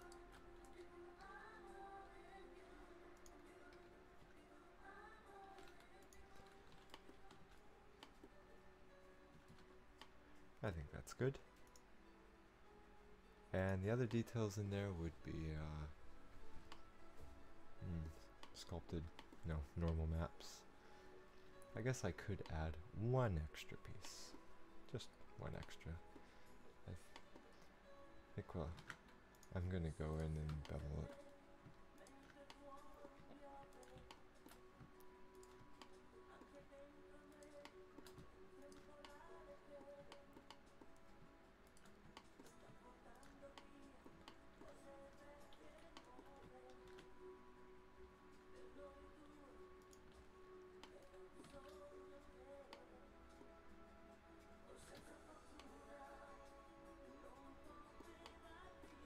Good.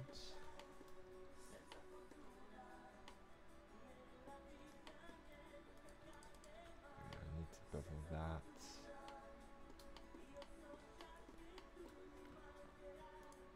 Bevel those.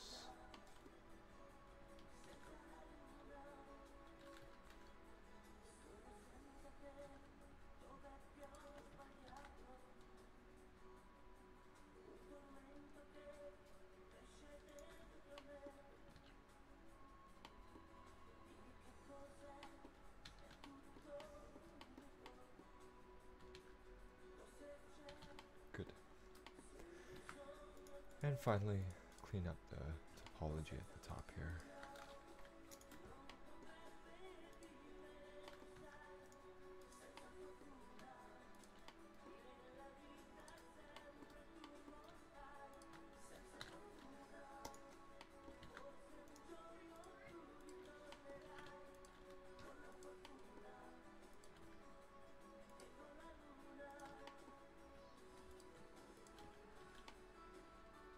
Alright.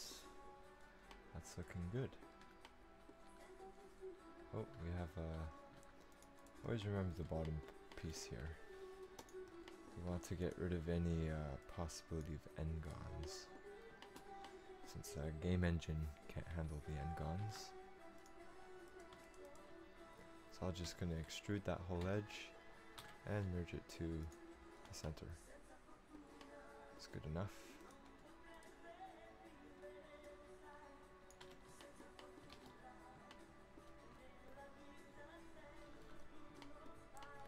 So next we need, actually I did say I wanted to add one other detail.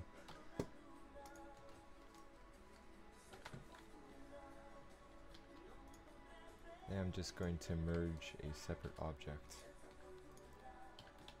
with this column, like right. Should I? Yeah. Why not?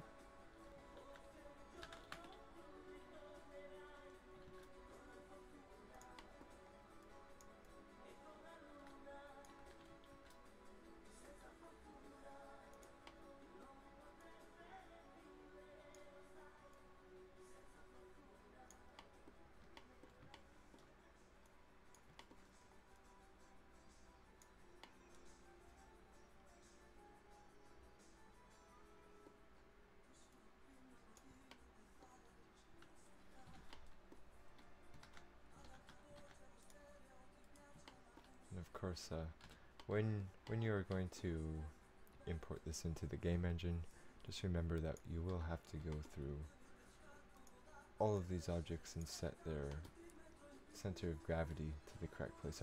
I did that with the objects already that I did prior to this video, but just so you know that there are some other things that happen behind the scenes. Something like that. And we want a place to pivot those objects around when I duplicate them. Like that. Set 3D cursor.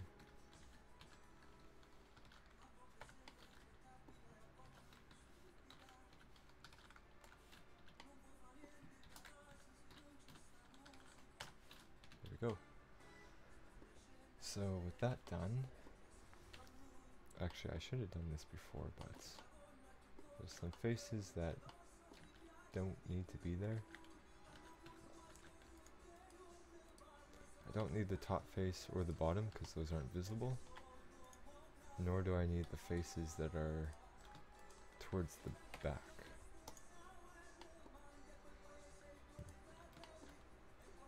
Don't need that, don't need that, don't need that, or those. Of course now I have to duplicate them all over again because I overlooked that detail.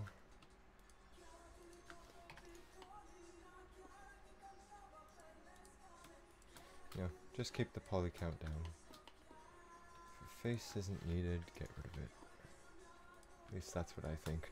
I'm a bit picky about topology and such. With game engines I'm not quite as worried about topology, but definitely the poly count.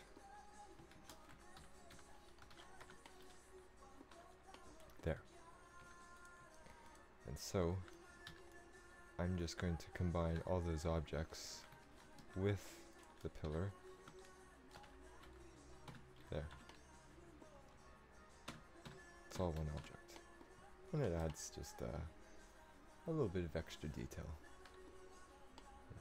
It's nice to look at.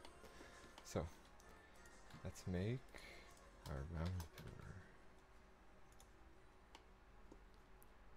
I don't think I need another scale reference.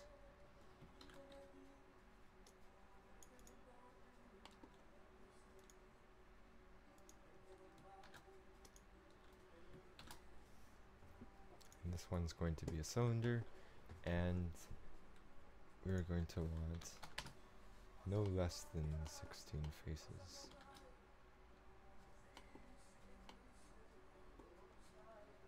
See if this is where the character's seeing it from. We want faces than that.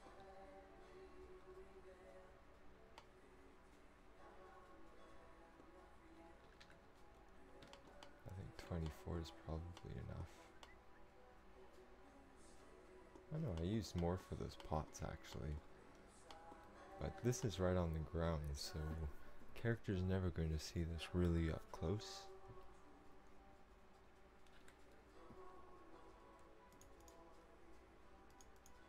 I'll do 28. 28 is enough, that's plenty. Don't need to go any higher than that.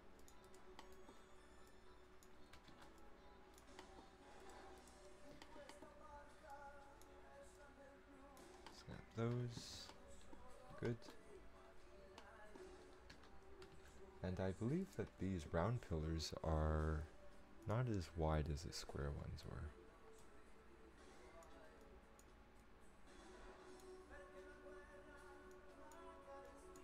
See if I can find them. Here's an interesting pillar. That's actually just a couple square pillars put together. I don't even need to model that one. Here's the round ones. I think they get a little bit skinnier on the top, so wider base, skinnier top.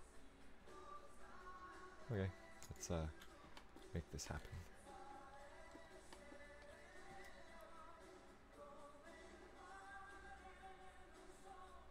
Something like that.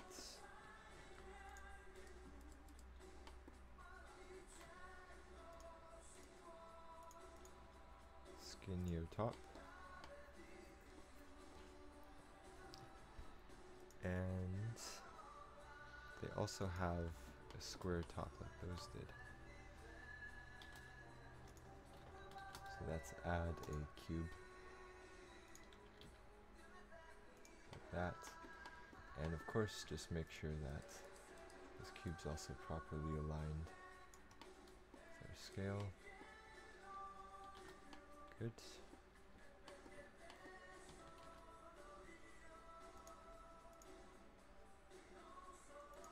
Actually, no, doesn't appear to be much wider.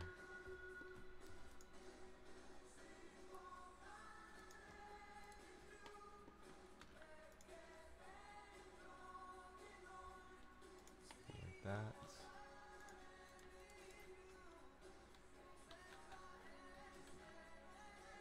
It comes out.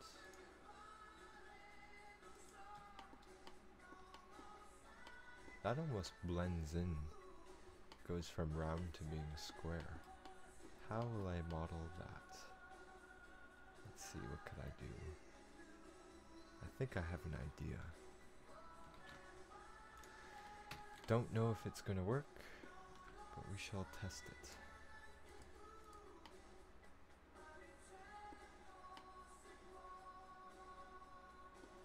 It's probably that vertice.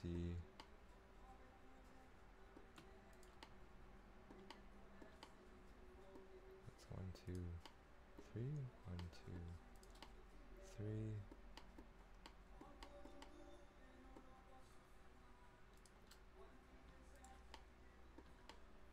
So yeah, so I have the 4 corners, and the idea is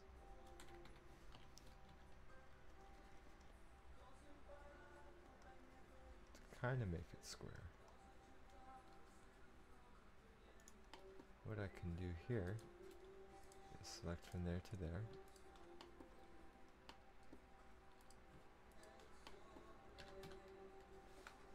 And make it flat.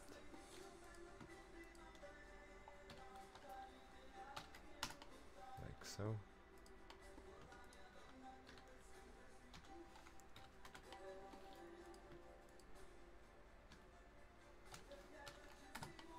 So we now have a square on the top. I know it looks a little bit weird now, but we'll make it work. Increase its size.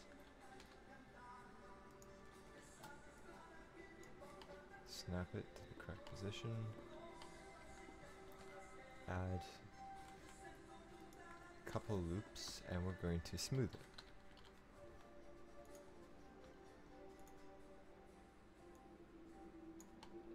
least attempt to smooth it.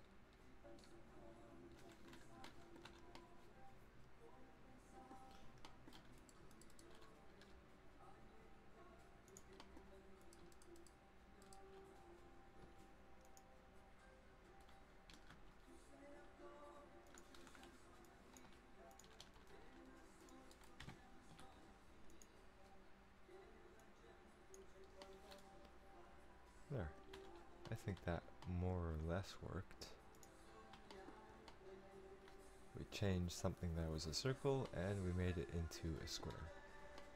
I might need one more loop there though. It looks a little bit weird in the corner. I don't know. There may be no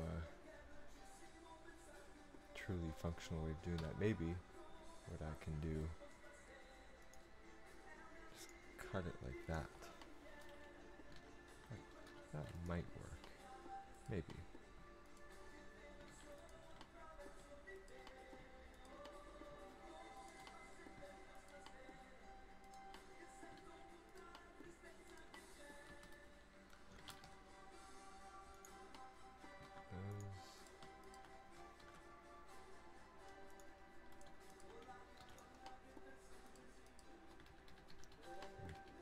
I'll merge them up.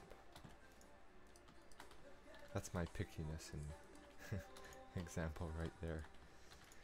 Wanting these to be merged up instead of down, even though end result's exactly the same. Alright, and this should allow me to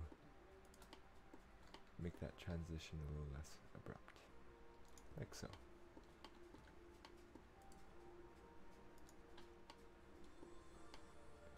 So you do see like a little, almost like a burn mark on those corners, but when there's a normal map on there and no diffuse textures or whatever, you wouldn't see that. It would look completely normal. So I would say that's success. Huh. Stuttering or what?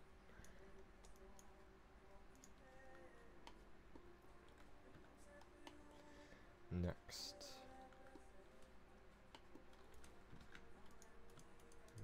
We'll build that.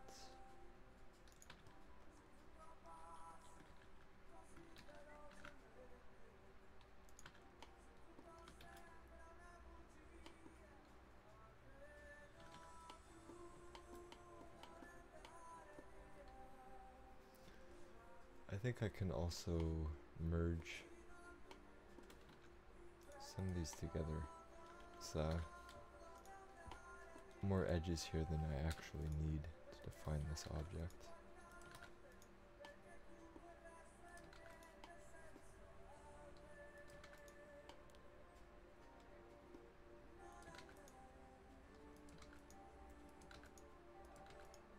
No, I'm getting bored of this music. Let's change it.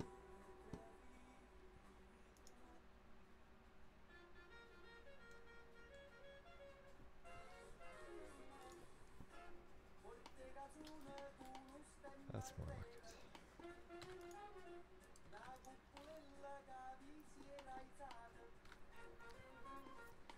There.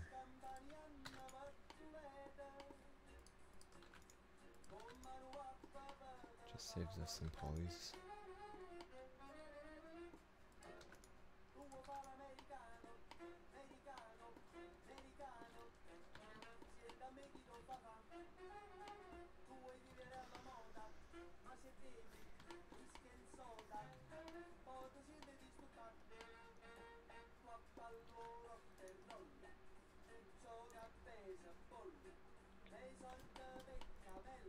Should I... Now this cube on top is a separate object. I think I should make it so it's all combined. First let's just get rid of that, the junk that's on top of here. I go to orthographic view, look from the side. There we go. Fast.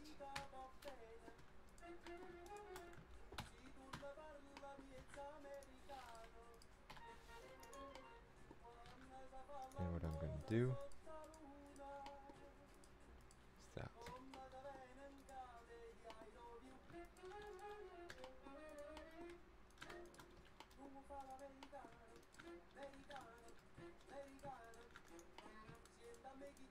Yeah, my mouse is still annoying me.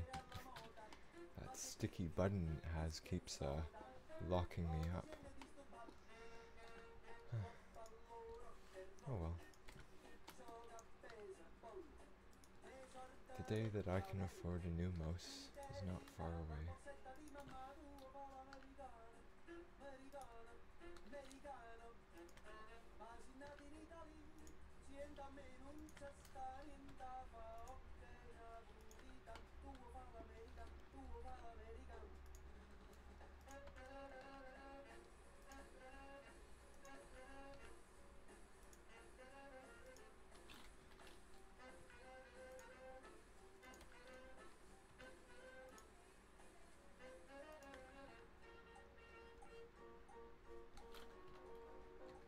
That's good enough.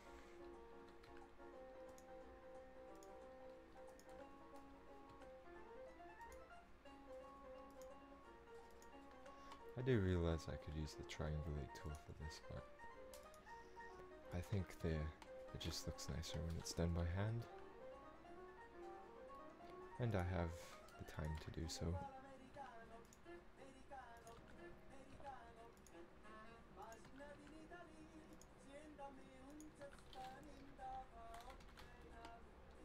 Good. It is connected. Actually, yeah, that's fine. I was just gonna say I should have beveled that first. But it's nothing I can't fix on my own. Just be a little bit creative and you can easily make a bevel.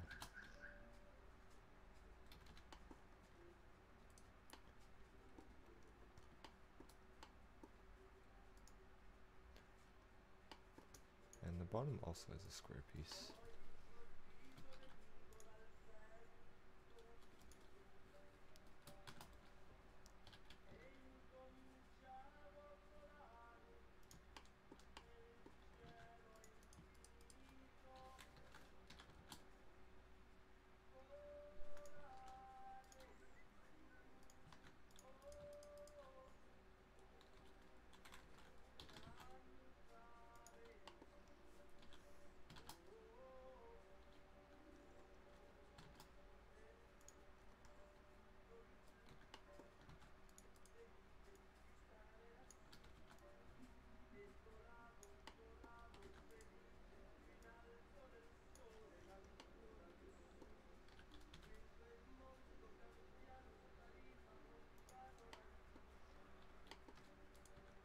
Center it.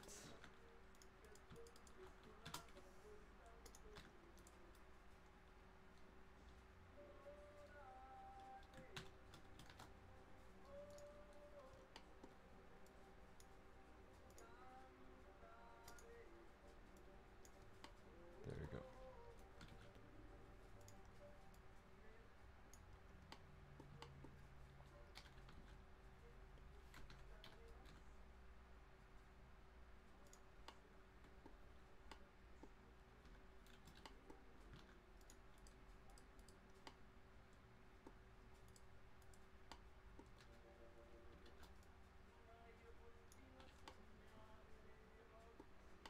Very nice. I'm gonna bevel these edges just to make it a little bit nicer.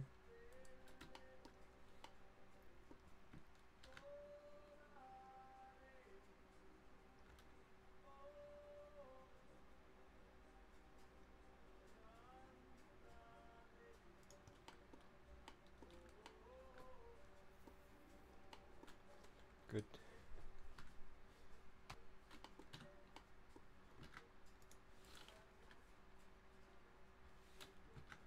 See if this edge will bevel correctly. It appears to. Very good.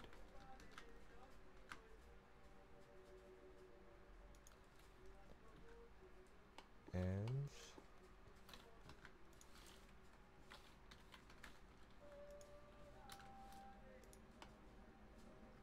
just merge it in.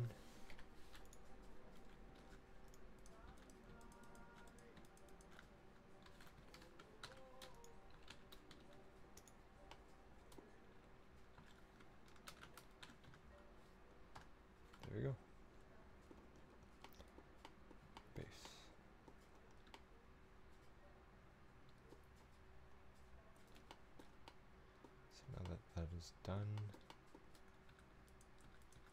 I don't think there's too much more for me to do here.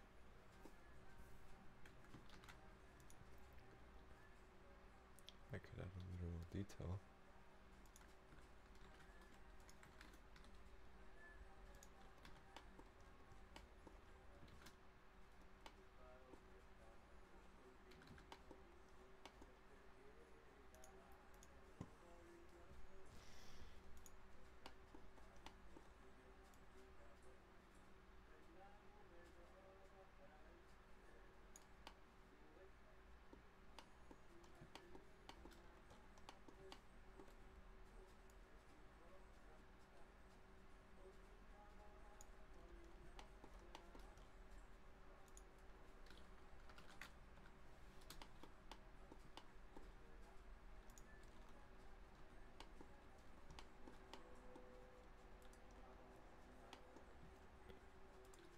Try beveling that just to see what the result is.